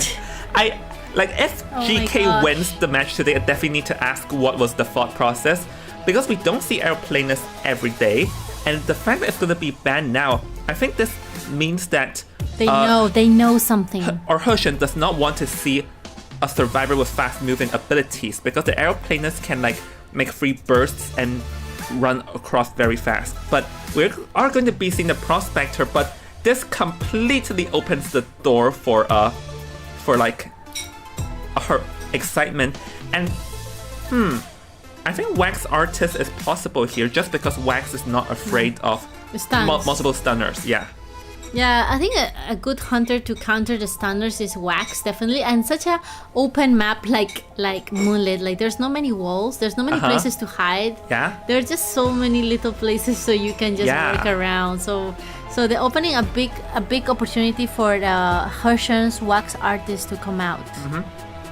Yeah, and also the next thing is that I think the Prospector would not be that Prospector, meaning that the Hermit will not be that favorable, because the Prospector Magnets have a potential to like cancel out the stuns if he threw out a magnet in advance. So this is definitely something that we should pay attention to here. Yep. It's a little bit risky, a little bit aggressive, like bringing like 3 stunners and 1 kiter. Like I don't see much support. I guess Cord will have the support and rescue role here. For certain. And I think for who brings the Tide Turner will be a good question, because the forward normally doesn't bring Tide Turner in this meta, and I think it would likely be the Acrobat be the sole Tide Turner carrier, because Cord and Ford both does not bring the Tide Turner, and we are waiting on the hunter selection here. And oh my goodness, Soy Milk. Oh my god, no. Uh-oh. What's going on? It's going to be the breaking wheel, so it seems that Hushin will be bringing a wheel on his own. We earlier seen Cinnamon Rose breaking wheel, and now we're seeing Hushin's breaking wheel. Yeah, we just saw Meow Pie breaking wheel in Chinatown, and it was really scary. And at the same time, he definitely had a little bit a hard time like switching target, because the survivors play so well with the dancer, but there's no dancer here. So I think like the outcome is gonna be completely different. But this is such a good map for wheel, though. Yeah, no, this is a very strong map for wheel too. But there are some kiting spots, especially like the moving carousel, because you can hop on the carousel and the wheel cannot do a single thing against it. Yeah, to be honest, like this map, even though it's quite open, I think like it really depends on where you get found. Like if you get found like to a nice cutting area, then you can loop there for a while, especially with a wheel that you just can't do so much, right? So it definitely depends to see like if Hushin has been practicing wheel recently, and also about the trap placement. Like you have to like be able to predict where to put the trap. Yes, but I'm thinking here, I'm calling it. They definitely brought excitement, because with multiple stunners, it would be a bad idea to have no excitements at all. Yeah. So, excitement wheel is probably, but I think the question is, what is the personal trait? Maybe insolence detention, or insolence Imagine it's trump. abnormal. Yeah, but abnormal breaking wheel is not that favorable, because without a trait, it'll be very hard to get someone down fast. Oh, true. No, that's true. That's true. It's not like an opera singer that can teleport to the cipher. You have to drive all the way to the cipher. But still, the breaking wheel has a very, very high mobility. Yeah, I imagine so. I really like the idea of like seeing a second wheel. I'm so excited. Yeah, because we saw the way that Meow Pie plays the wheel, and now we're gonna see the way Hershan plays the wheel. Yeah. And I'm really excited, to be honest. Have you seen Hershan's wheel before? Nope. But I'm thinking if now is a time where like Hershan wants to gamble for a 3 to 4K, it's going to be now, considering that they are behind. Or they can choose to play it safe and try to end things at round 5. Who knows? Because like losing one round and by 2 points is not necessarily like the death. But if they lose this round, then it is going to be game over because there's only 2 rounds that remains. Yep. At the same time, like, I think Hershan is definitely gonna give it all in this game. Because, look, you don't just take out the wheel just because. You take out the wheel because you definitely want to switch some outcome. Because it is a risky hunter. It is an all or nothing type of hunter. Yeah, which all or nothing type of hunter is definitely fitting considering the predicament now that GK is currently falling behind. So we are going to be heading into the spawn selection of the Prospector has a very likely chance of being first chased. But the question here now is that if God King, or rather if Hershan brings the excitement, where are you going to use it on? If you use it to try and get the Prospector down fast, there's the fort near you. But if you don't use the excitement onto the Prospector, then there's a chance that the Prospector can kite the heck out of you. To be honest, I think it could be Peeper or Teleport as well. But let's see. Let's get right into the match. No, there's no way. A breaking wheel does not need Teleport. And yes, it is excitement going straight after Neru, who is going to be transitioning his well into these 2 pallets. But this is a dangerous spot. But Neru able to slide towards the left and right. So let's see. Hershan is just going to rotating around, wanting to catch him in off position. Beautiful kiting here, coming in for the Prospector from Neru, and then going around here. Oh, beautiful dance! He's definitely dancing tango here, and then going all the way around. Oh, trying to reach the good kiting area, going in, going close, and then throwing the first magnet. Beautiful first magnet here from Neru, buying so much distance. Oh, almost get it! Oh, the first hit coming in already. Yes, actually we see some 2 good plays from both sides.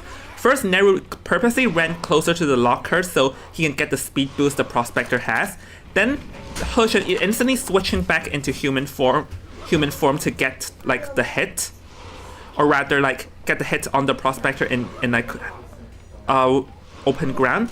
So now the question is that it seems that Hershan is a bit stuck right now, so he does not want to go after the Prospector and goes after the 4 instead. But I'm not sure if this switching target is that good of an idea though. Yeah, right. I'm taking the long spike here to spike the forward. He did spike him 2 times now. He forcing him to use all the ball, going all the way to second stop, and also going next to this like second stop area, trying to see the roller coaster was on. Yeah, this is such a beautiful move from the Survivor, setting that up early in advance, now coming into play. So I honestly think that Hershan's choice there's not the best one, but hold on, they're going to actually set up to the 4th spot, but that is not the best move because now Hershan can easily just go there to wait, which is exactly what's going to happen here. And going to come out of the wheel form, going to take out the trap and see whether he can get it.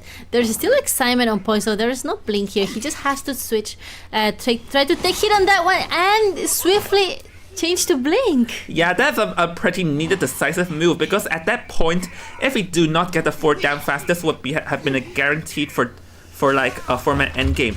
But now the Prospector is healed up and is in the vicinity, so he can definitely go for it, which does seem likely, and Hershan will have to be trying to pressure into rescuing early. And the downside now is that, a nice flywheel. But as I was saying, the downside now is that you have no excitement to deal with all these harassed stunners. Yeah, but at the same time, he has blink now, right? Yeah. So that's why like he's fine, but he just has to deal with. He'll have to eat all those stuns, to be honest. Yep. So gonna be now pressuring Zhao Kan now. It seems that he knows that he cannot let this to continue. So I think his gameplay is just going to be harassing here and there. And let's see, spots the Prospector, but did he see the fort though, or is he wanting to change the target? seems to be wanting to change the target to the Prospector. But let's see, is the Ford going to go for the stun here? It's going to Hushin. They're not realizing it, so now this is not too good. Prospector's still going to go down, but the Ford is definitely buying out time. Yeah, there's still a little bit, only a little bit less than half, so he has quite a bit of football to play with. Yeah, but I think Hushin right now is struggling to like commit himself to a target. Or rather, he knows that he cannot commit. But if choosing harass outside means that no one is going to be on chair, still not a good scenario either. Yeah, this almost like three harasser team is definitely very challenging here for a wheel, and he's just going to get beautiful way of avoiding the trap by using the bomb area. Like it was really smooth there, and then there is no blink. He managed to spike him, but anyway, he's going to go back to the forward now. Yeah, he has to go back to the 4, as the 4 is the one that has been on chair. But I think Hushin just wants to like go like an all-out field control type, but I'm not necessarily sure if that's the best move, considering that amongst all this chaos, no one is like chaired. Yeah, not getting chaired. So slowly but surely the ciphers would be enough. Prospector does go down, but that allows the cipher near the first stop to be done, I presume. And he's gonna get into the wheel again. Exactly, he heard you, but they just pop it. Yeah. So he definitely has not much control over the map right now, and the swipers are kind of like spreading out everywhere. So it is definitely making him extra hard to just get one of them in chair, and he just he at this point I think he definitely just wants to get what he can.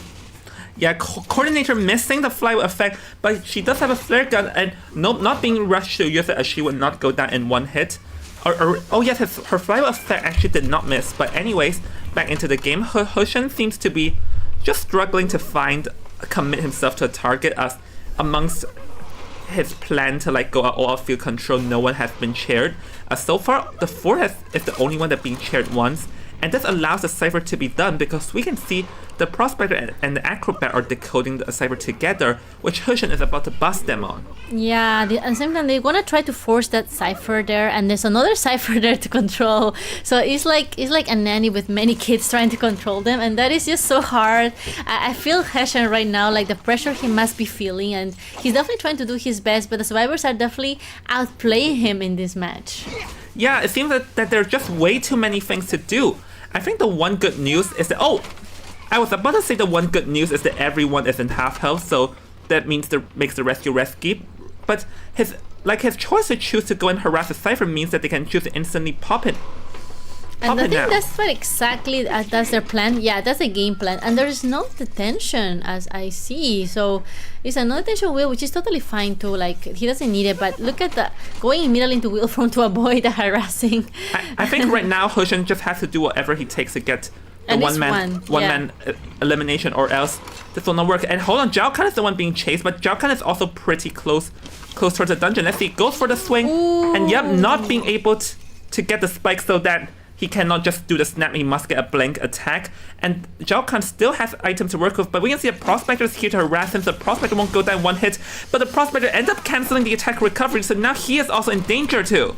That was a very interesting gameplay here from the Prospector. He was trying to help, but then it ate a Hunter as well. So now he's gonna have to rush out of this area. He doesn't want to like give a hit, but at the same time he wants to give some time for the Acrobat. So he still has some magnet in, that is really good. But now he's gonna get a hit and going to be down on the slide area. Yeah, so I am questioning the move here for the Prospector, because if they just rushed it out, I'm pretty certain that it would have been like enough for a tie, or rather a free-man escape, because now they played themselves in a situation where it's possible to tie. We do see the Ford go rushing in now that the breaking wheel is committed to this Acrobat. So I think it's still going to be a free-man, considering that the Acrobat's doing a good job, and goes for the blink hit. Yes, down goes the Acro, but because the bot was the one that healed him up, there's still self-heal to consider. Yeah, the self-heal will also quite close to the dungeon. If they can all look, they're healing inside here. So actually quite far from the gate. I wonder if the other gate is open. Well, the front gate is definitely open, but from what I know, the back gate is not. And actually There's no rush. Ooh, able to fly will affect the snap. That's a beautiful move. But there's a bit of a traffic jam situation where the prospector's magnets and the gun cancel each other out. But amongst all this rest, the acrobat's now gonna make his way towards the dungeon. Can he able to make out the other three of the escape? And there goes the jump. So with that, this is going to be a 4-man escape from ASG Survivor side. That was amazing gameplay from the survivors here, showing us how they counter a wheel on a moonlit river. Yeah, I think towards the end, like Hushan wanted a tie, but then I wasn't sure if he realized that the acrobat self-heal was not expanded because it was the bot, but if he did not, then that bot is definitely the one thing that came in the clutch, because then with the traffic jam situation, it allowed the acrobat to self-heal and escape. Yeah, definitely. It was just so well planned. Like the moment I saw the acrobat down there, I saw, oh, this is so dangerous because he's on the same side as the dungeon. So as long as they play well, I was definitely sure they would get the 4-man. But the way they did it was really smooth. Like, and the gun was like really crucial, and that was so important that she kept the gun towards the end, and it was very well used. And the way they rip off the hunter from their excitement to forcing him to use blink, I think that was also a game changer. Yeah, so here's going to be the scoreboard. As we can see, the first 2 rounds are a tie. The third round is a 5-3, but this means that for the 4th round, if GK cannot not get a tie, which means a 4 escape, this would be game over for GK because they have already lost 2 rounds. So things are not looking good for GK, and they must do whatever they can to pull off a 4 escape. So anyways, we're gonna be taking a quick break after such amazing Survivor gameplay, and we'll see everyone after the break. See you in a bit.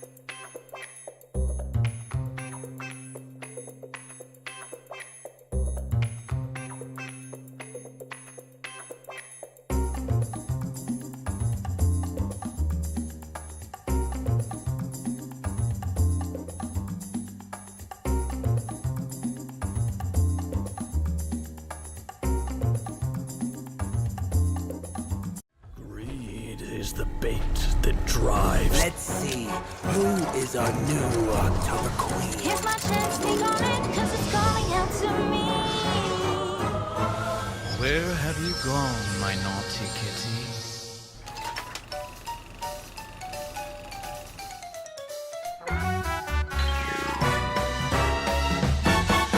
Light up the night, eyes up to the skies. If I wear the crown, then my dreams will align. To hold him once again and to see her smile.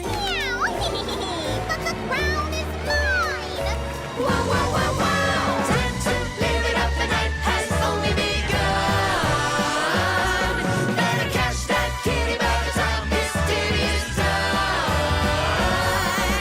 Hurry up and get to it now, now, now, now.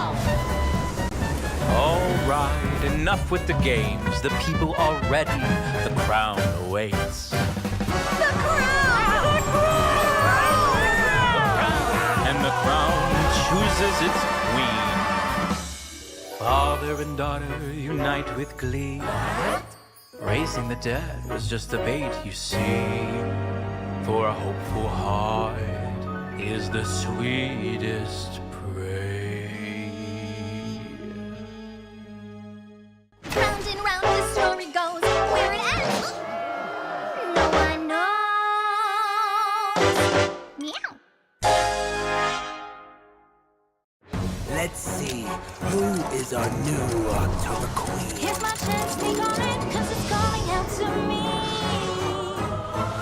Where have you gone, my naughty kitty?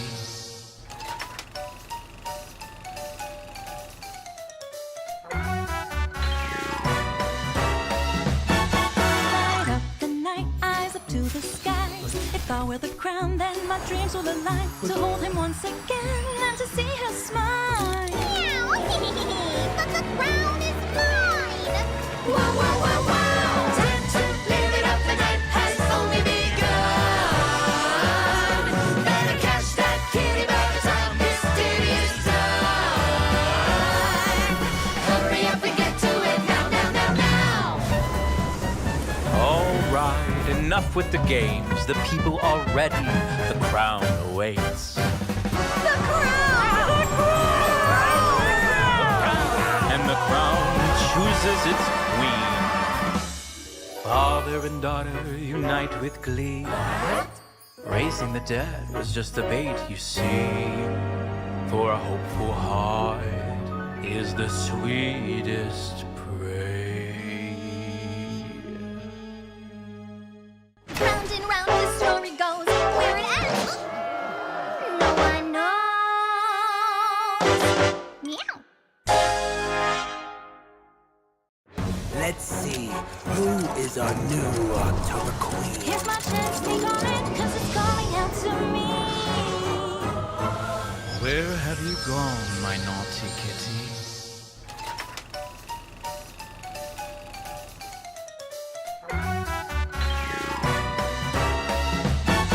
Light up the night, eyes up to the skies. If I wear the crown. Alright everyone, welcome back. I'm your lovely caster, Invisible John. And joined by me is Soy Milk. So yeah, I want to give some shout out, Soy Milk. Yeah, we are back finally, yay! So this is going to be, I'm not sure the last match, but most likely the last match. Yeah, let's not say about this, but it's potentially the last match, because the thing is that with that for escape, this means that in order for Team GK to stay alive, they must for escape to tie up the score, or else they will lose BO4. And with 2 rounds being lost and they only have 1 round left, this would be game over immediately. Yeah, hello Jade Pierre, hello for all the guys, Janice Kim, and everyone, Eki Surya, everyone that is on the chat, hello. Hello, we all appreciate. So, oh, hold on. This is going to be, yeah, the BGM is different as this is the match point BGM. So this BGM will be a bit more intense. And yeah, first of all, I'm gonna change the title because it's second half, not the first half, which I always forget to change. But currently, like, in order to win, all Meow Pie needs to do is to eliminate 1 survivor. And it's very easy. There's just way too many hunters and ways to like Do so. to like, yeah, ensure 1 survivor elimination. For hunter like Meow Pie, right? Like it must be really like, how to say that? I want to say easy, but for him it must be like, because he has so high expectations for himself. Like, you know how Meow Pie plays always. Like, we know his play style. We've seen him in co-op before. So Meow Pie is definitely the type of hunter that he probably, after he gets 1, he probably will go for more.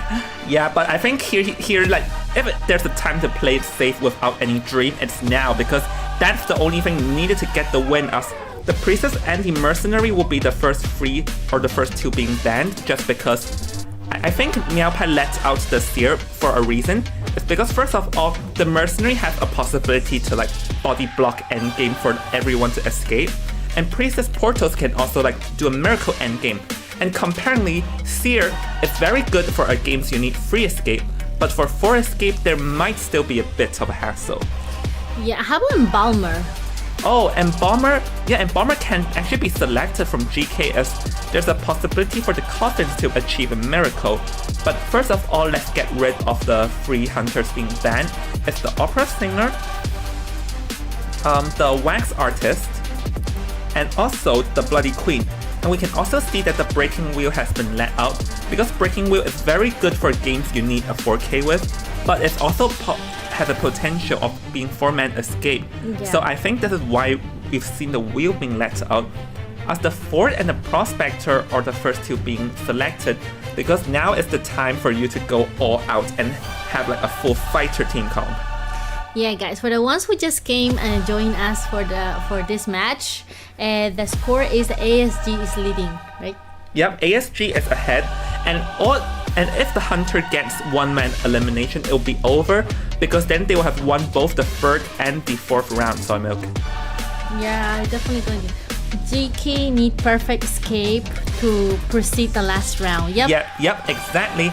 So the Embomber has been banned. It seems that Meow Pie is also eavesdropping on our conversation, or the Embomber is just very good in like achieving Miracle's endgame with his coffin transfers. He is. So this is why Meow Pie is like, nope, I don't want to see any Miracle characters. Do you think Anne, the cat lady, will be a good hunter for assuring 1 kill at least? Yes, right? Cat Lady is the queen of achieving 1 kill. There's just only one problem here, is that the Prospector counters the Disciple a lot just because the magnets cancel out the stuns. And we are going to be seeing Cheerleader, and yeah, Cheerleader is actually a decent character, like, because there's a potential for like a survivor to get knocked down, and then if the Cheerleader cheered enough, can instantly pick themselves back up. Yeah, definitely. I think Cheerleader is going to be a very strong character here. And also, I think for the last one, right? Like, I don't know. I think, how about Explorer? Explorer? I think Explorer is just gambling on the survivors not finding. Yeah. Because if you get found, there's no way. Yeah, it's a bit more like gambling, right? Yeah, because Explorer has nothing to kite on its own and stuff. But if you cannot find him, then it could waste the hunter time. And is that just me, or did I see Lucky Guy being banned here, everyone? Whoa! But wait, Lucky Guy doesn't seem like a threat though. I think Meow Pie just does not want to see any flare guns and like a Doraemon in the game. That's true.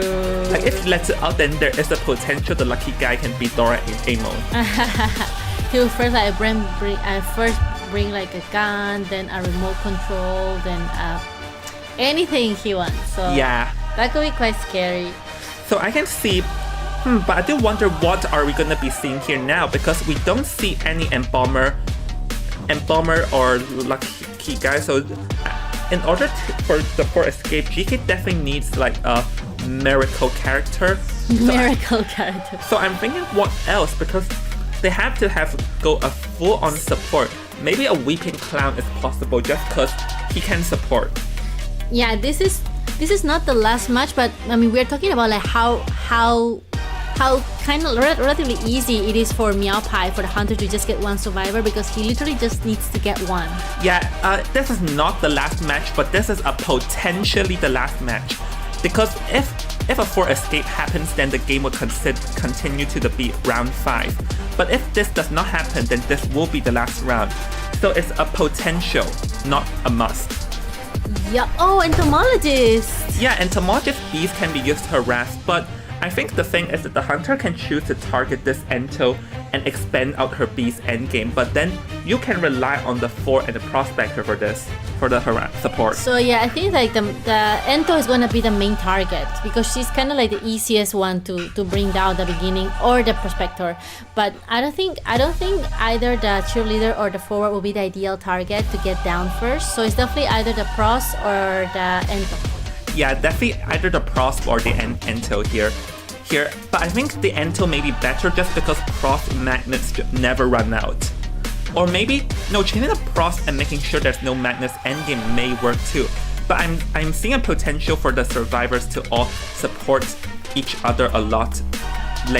Linking and support each other a lot here, which is what they need, as they need every man to escape out of the gate. Also because like there's a roller coaster coming in. You saw how they used the roller coaster in the previous match, how STG used the roller coaster to their advantage. They literally pressed it all the way to 4-stop, and that bought so much time, and that kind of like broke the Hunter's momentum. Yeah, that definitely can be a game changer.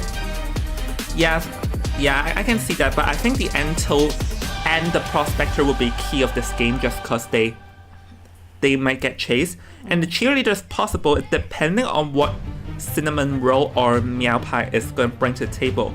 Bon Bon may not be favorable because Bon Bon does also have a potential of for escape due to him being bad at this map. I think it could be like you said, Cat Lady is quite potential, like a very secure hunter to secure 1 kill. And then actually like Night Watch is not bad in this map because of the big open spaces and so little walls. So it's either I think Cat Lady, Disciple, or Night Watch. For certain men. So I think Cat Lady is not favorable just because of the Prospector. So we are going to... Yep, Persona has been locked, and I mean Clerk is possible. It's good for a 1-man, but then in this map not that favorable. But there's just way too many picks. Even 9 is good for a 1-man too. Yeah, it's all depends what Meow Pie feels like. Yeah, like because this is also... Could it be that Meow Pie feels like Breaking Wheel again? Yeah, I mean, if he's very confident, it's possible. Because if confident, like as I said, Breaking Wheel have a risk of being 4-man. But if you're very confident that you can get 1, then there's nothing stopping you from doing so.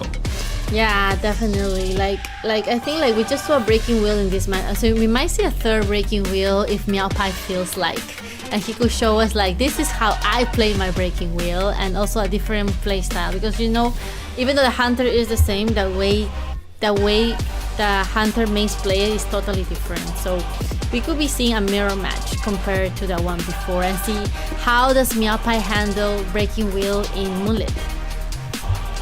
Yep, so we are going to be seeing the pick here, and it's going to be Night Watch. Night Watch is actually like a pretty good hunter.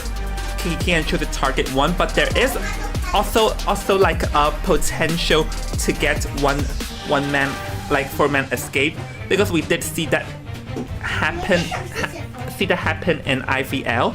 So this is just, there is a potential, like it's very hard to escape a Night Watch, but not, the chance is not 0. Yeah, chance is not 0, but we're gonna see how they handle it, to be honest. Like I think the survivors have a lot of pressure right now, a lot of pressure on their shoulders. And, yes. and we're talking about Meow Pie here, like one of the top hunters of Asia. So a lot of respect here for Meow Pie, like definitely going to show how he's gonna play this game. Yeah. Oh, okay, yeah, so there's a bit of an issue with the lobby, so we're going to be resetting the lobby because Sin, for some reason, Sin cannot start custom, so yeah, but anyways, let's talk about the potential here. First of all, the Prospector might be key just because the fact that the Prospector's Magnus are infinite, and Cheerleader's cheers are infinite, so the 4 and the Ento are the ones that need to like pay attention because their items would eventually run out. And the Ento may be the more possible choice of being chased here. But in order to win, after the 4 and the Ento runs out of items, they definitely need to like grab more items, or else their teammates cannot protect them. And yes, this is a match point BGM because it's potentially the last match. But potentially, not necessarily. Yep. And yeah, actually, even though it's almost 6, in here it's already dark because we are winter time. Yeah. I don't know in Malaysia there is like winter because I think I mean, I don't think it's same as Hong Kong because Hong Kong is a little bit way norther. How many hours from here to Malaysia by airplane? I'm not too certain. I just know that the time zones are the same. Okay. If there are any Malaysians in the chat, how about you can let us know like how's the weather there, because it's freezing in Hong Kong today. Oh my god, but compared to Beijing, Yeah. Beijing was snowy and we're gonna be Oh my gosh. minus 12 degrees in Beijing. Yeah. If I travel to Beijing, I would imagine I've been frozen solid already, and like knock knock, this Jong is solid frozen. Yeah. So I saw on my app, it's like 4 hours from Hong Kong to Malaysia. Oh, It's not that far. Yeah. It's kind of like from Hong Kong to Thailand, 3 hours only. 在说什么？苗拍和神说，如果我们自跑，他推下来铁腕。我不要的，我努力一点，你把人家试试。All right. So for context, GK Survivor said that Hushan said if they manage to force escape, then he will kneel down and then lick. and then Meow Pie is like nope.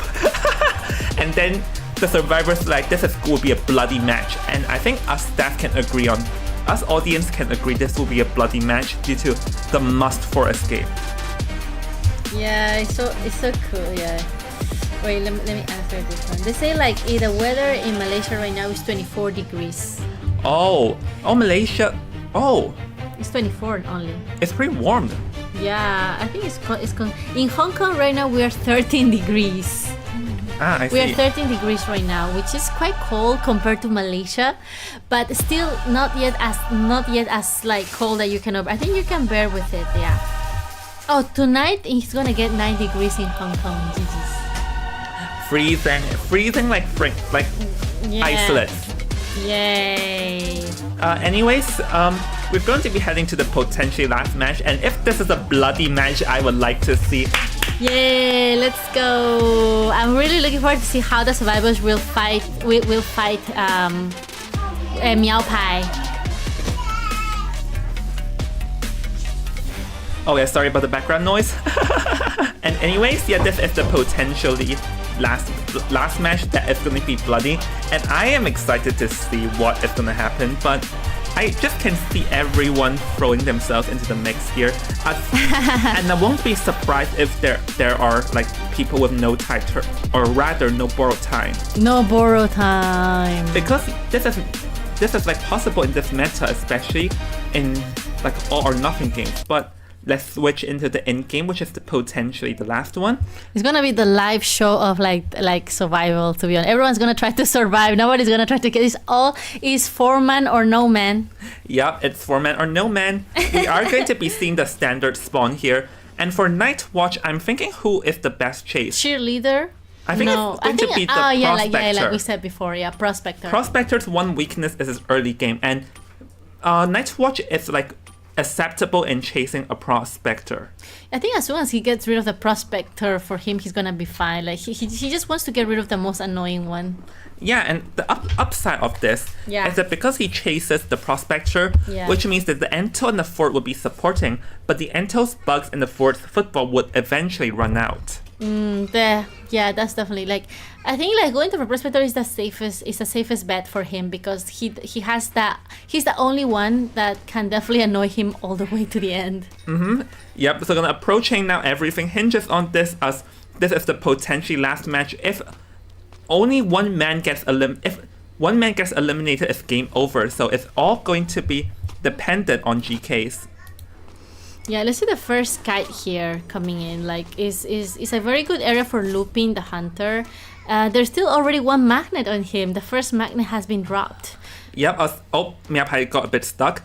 And currently, actually, the Prospector did a decent job rotating around this area and goes for the stun here, which is going to like buy more time. I think Meow Pie should definitely just break the pallet, because if you're not going to be breaking this pallets, then the Prospector can literally just go do merry-go-round non-stop. There's a second magnet already, Jong. That is quite efficient. Oh, Flywheel affects that, but he missed the second magnet, which is a bit of an oof situation. But let's see. Goes for the hit, and here he's... Actually, the magnet's going to get back onto him now, so this magnet is not completely a waste, as he's going to slow down. And let's see, wanting to keep his distance, does not want to get pulled. Oh, no. Goes for it. And is able to like get the pushback, and Mind Game is going to be going fine. Let's see, and goes for the Mind Game and is able to win for Meow Pie, and down goes the Prospector. And this is a near free Cypher Kite situation, which is decent enough to fight for a free escape, but the free escape does not suffice now. Yeah, to be honest, because of the distance of this map, like it's going to force one of the survivors to come all the way to rescue, because they have to rescue. They cannot not rescue. So now it's the forwarder one here going to try to see where he can use the football. And then Meow Pie very well, like he definitely knew where he was coming from, no? So he has his hunter instinct. Yeah, but actually, the forward actually wanted to evade with flywheel, but not being able to. So let's see, goes for the blink and is able to get a terror shock. Amazing move from Meowpai over there, very decisive. The forward getting cut off too early, and the football he used to get to the chair was a bit too short, resulted in this.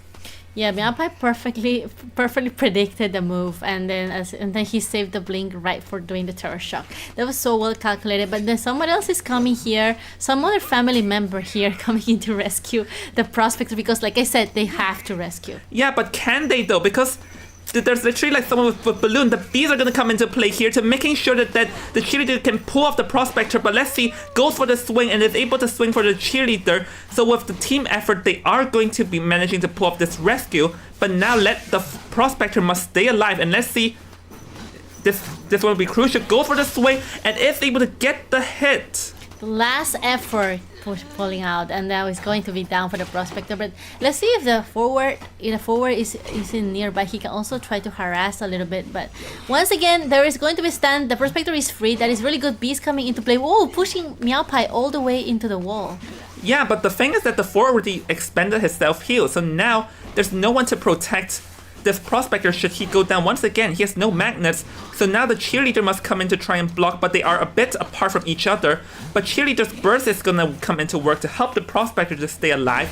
But the issue is that no one can pick up the forward, and now with the prospector down, no one can like making sure he can survive. So I think with the elimination of prospector, this is going to be game right here, Soy Milk. Yeah, this was definitely like, they definitely tried their best. Like you see, Yeah. like, everyone came here to support, everyone came here to help. But the moment that the Meowpai brought out the blink and terror shock, that was just like the moment the survivors knew they were like already like in danger.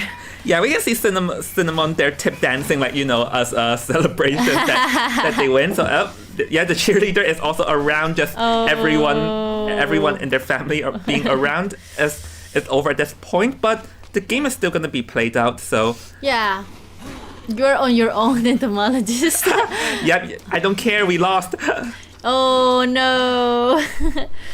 Yeah, but like you can see, like they definitely did their best. Like Yeah. it was a very big bet, and also the map is so big. Like it's definitely way easier for the hunter to move around rather than for the survivor. And I actually like that. Like, first of all, just now when the Ford tried to rescue, he unfortunately got cut off, which we have to give kudos to Cinnamon Roll for, like, knowing where the Ford is. And then when the Ford used the football dash to try and rescue, he ended up, like, a bit too short because his football was not enough. And this ended with him in a dangerous situation. And I think him slamming the pallet there when he rescued was also not the best move too, as he should have just instantly pulled off the rescue. So it's just these multiple factors, and Meowpai being very daring with that blink. Yeah, Meowpai is a veteran hunter. Like he knows exactly what he's doing, and then at the same time, the survivors definitely did what they could. Especially the forward. He only could do so much. You know what I mean? Yeah, I can only do so much. But ladies and gentlemen, I think we are going to be having a winner of IMR Chapter 4. So yay! Congratulations! So you're gonna interview Meowpai, right? Yeah, no, I'm gonna interview the entire team. Like, yay! Congratulations to ASG for winning. And this was an amazing performance because, like, for the first two rounds, both teams were neck and neck. The third round, ASG had a bit of a lead. And the fourth round was where ASG just pulled it through. Like, it was neck to neck, but the later it goes, ASG had the upper hand on above, like, GK.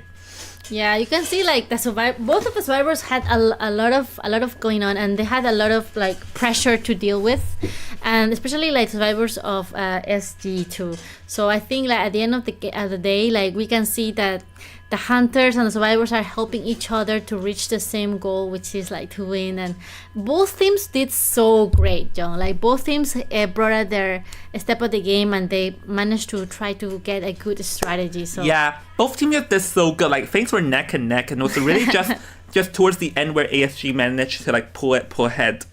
Yay! Yeah, I was so excited to watch, really. And yeah, most important is that everyone have fun and everyone can learn from each other, because both of them are very good players. Both of them have the same grounds, but at the end of the day, it's a little bit about the luck, a little bit about that strategy, yeah. and also mainly is like who can outplay the other, because they both have the same knowledge. So a lot of things going into play. Yeah, a lot of things, and really, once again, congratulations to ASG, and I also thank God King for and also all the teams for participating. God King also did very well today, and also all the teams just contributed to this amazing tournament. So first of all, I'm going to head into the interview VC, and I'm just gonna contact them. Yeah, we're gonna have SG here. ASG, yeah. ASG. Yeah, not ACG. Narugo interview. Yeah, feel free to come here for a little interview. Welcome, we welcome you. We're gonna do some little questions and also give some. You have some fans here watching as well. Yeah. No, I'm just telling. If you genuinely don't want to come, then it's fine. But because it's just a known tradition in Manor Regulars or Jones tournament, is that the winning team has to send one member to the interview VC to get slaughtered, or to die because I'm gonna interview them in front of the whole team. Oh. Or the whole stream, I mean. But isn't it kind of like what they do in IVL as well? Yeah, but because these tournaments normally don't have. Yeah. Oh, go whole team. Yeah. So this is just like a special thing with me because normally teams or tournaments don't interview the winners. Yeah, but to be honest, I think that's so cool because when you interview them, you get a little bit more info of what was going on in certain moment, because as casters, we can only know so much. Yeah. First Soldier Gaming said, I didn't play today, so I don't join interview. Yeah, I think he was part of.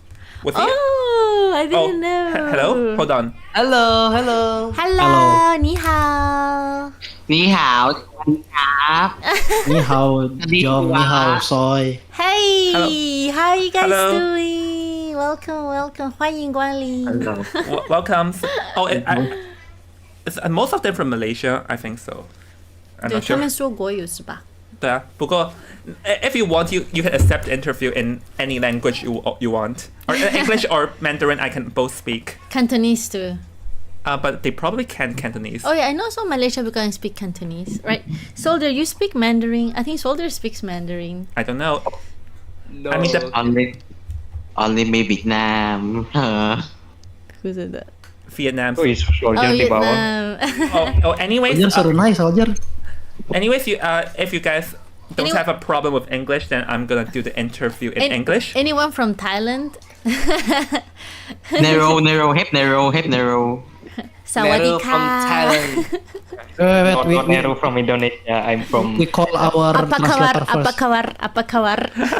Yeah, apa kabar? It's mean apa bakar, you know. Bagus nih Neo. Anak Sona. Bagus. Don't worry, if you don't speak Mandarin, I'll teach you. Okay, 教你啊。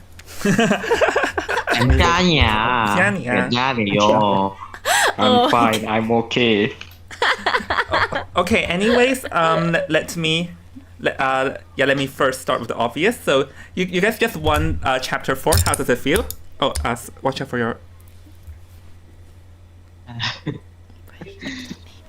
Soldier kenapa nggak kena cuy? Alright. First of all, the first question. You guys just won. How does it feel? How do you guys feel? Yeah.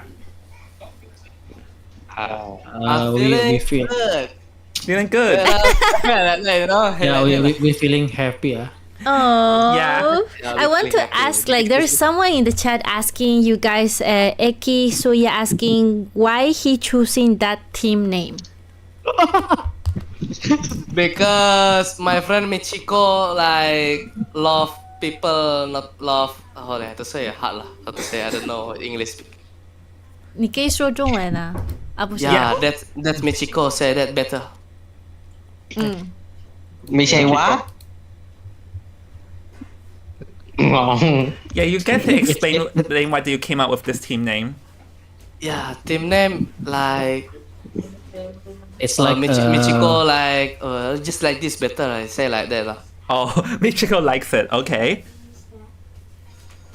Well, All right. So actually, the one thing that I noticed is that both your hunters and the survivors did very well today. Like the Beal one was very exceptional with the amazing 4K. Right? Yeah, amazing 4K. Like the both of them. I mean, both sides did very well. Yeah, the opera singer is also amazing to watch, considering that it was a 4-man endgame, but then it turned into 4K. Like, I really like.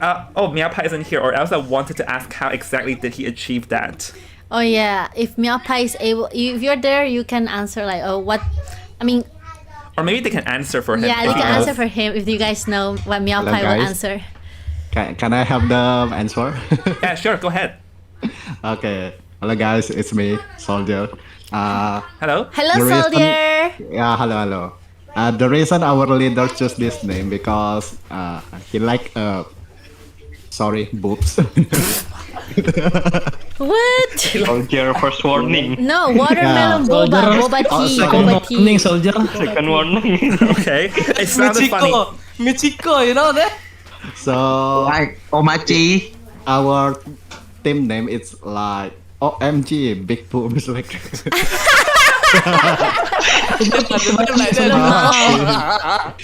Oh my god, that's so funny. Country language. It's a joke, to be honest. Well, the next question I have is that for the survivors, I noticed that you also performed very well, considering that there was 2 free escapes and 1 for escape. So I wanted to see like how you guys communicated or how you guys managed to put off, especially the 4 escape towards the end was game changing. Yeah, that 4 escape.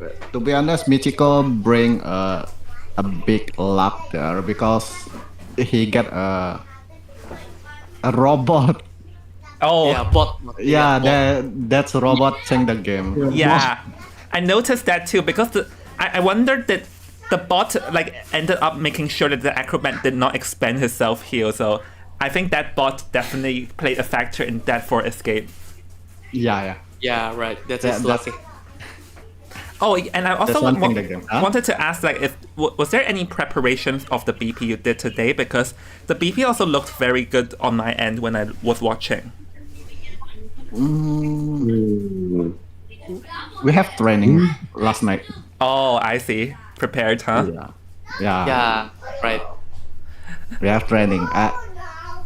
And can I add one thing? Yeah, go ahead. Actually, they asked me to play first match, but I cannot play because power outage. So Zal replaced my position. I see. Oh yeah, that's why. Oh yeah, but we got to see you play, I guess. Yeah, that was so the cool. previous one I play, right? Sorry? Before I play. Yeah. Oh yeah. Last week. Yeah, last week. Yeah. And I'm just gonna ask Meow Pie since he asked it. Ask Neru tricks of playing Prospector and Forward and Antiquarian. Neru, please answer. Yeah, Neru, answer it. Yeah, Neru. Neru. My enlighten us. Thumb finger. Sorry? Thumb finger. Just tap fingers. Just use your thumbs and tap, and you can do it, right? Oh yeah, that is very simple to do, right? Yeah, just use your fingers. Like how to be a good hunter, just use your fingers. Just use your fingers and don't use your toes. And you will like A batch in no time, right? Yeah. You guys make it sound so easy, but at the end of the day, we both know how hard it is to play. Yeah, and for context, Zhao can send a long form image. It's easy. Oh my god. That's amazing. And yeah, you guys were also such an amazing team, and it was fabulous to commentate.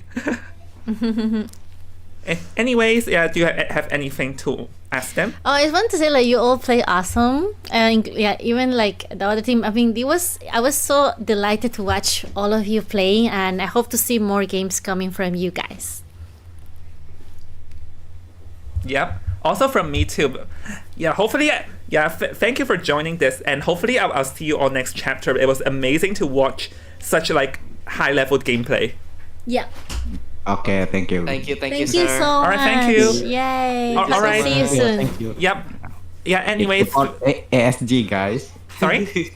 Keep support ASG, guys. All right, everyone in all the audience, remember give support in ASG as Soldier asked for it. Yeah, ASG. It's Let's ASG. go. Yay. Thank you. Okay. Thank you. guys. All right. Yeah, thank you very much for the Bye. interview. Thank you so much. Bye-bye. Bye. Thank you, John. Bye, Thank you, guys. Bye. Bye. Okay, I'm gonna hop. All right, so for everyone, this is going to be the end of Manor Regulars Chapter 4. Congratulations for ASG once again for getting the win. And this is such an amazing chapter. Get this, we actually have the highest record number of teams, having 12 teams in the chapter, which I Yay. never tried before. So thank you everyone for tolerating this, when things get messy. And hopefully you guys enjoyed watching this as I enjoyed hosting this. Anyways, this will be Jong, and this is it for now. And I'll see everyone potentially, or not potentially, I'll definitely see everyone else at the next tournament, Chapter 5. So everyone, this is Invisible Jong signing up for now. Bye! Bye.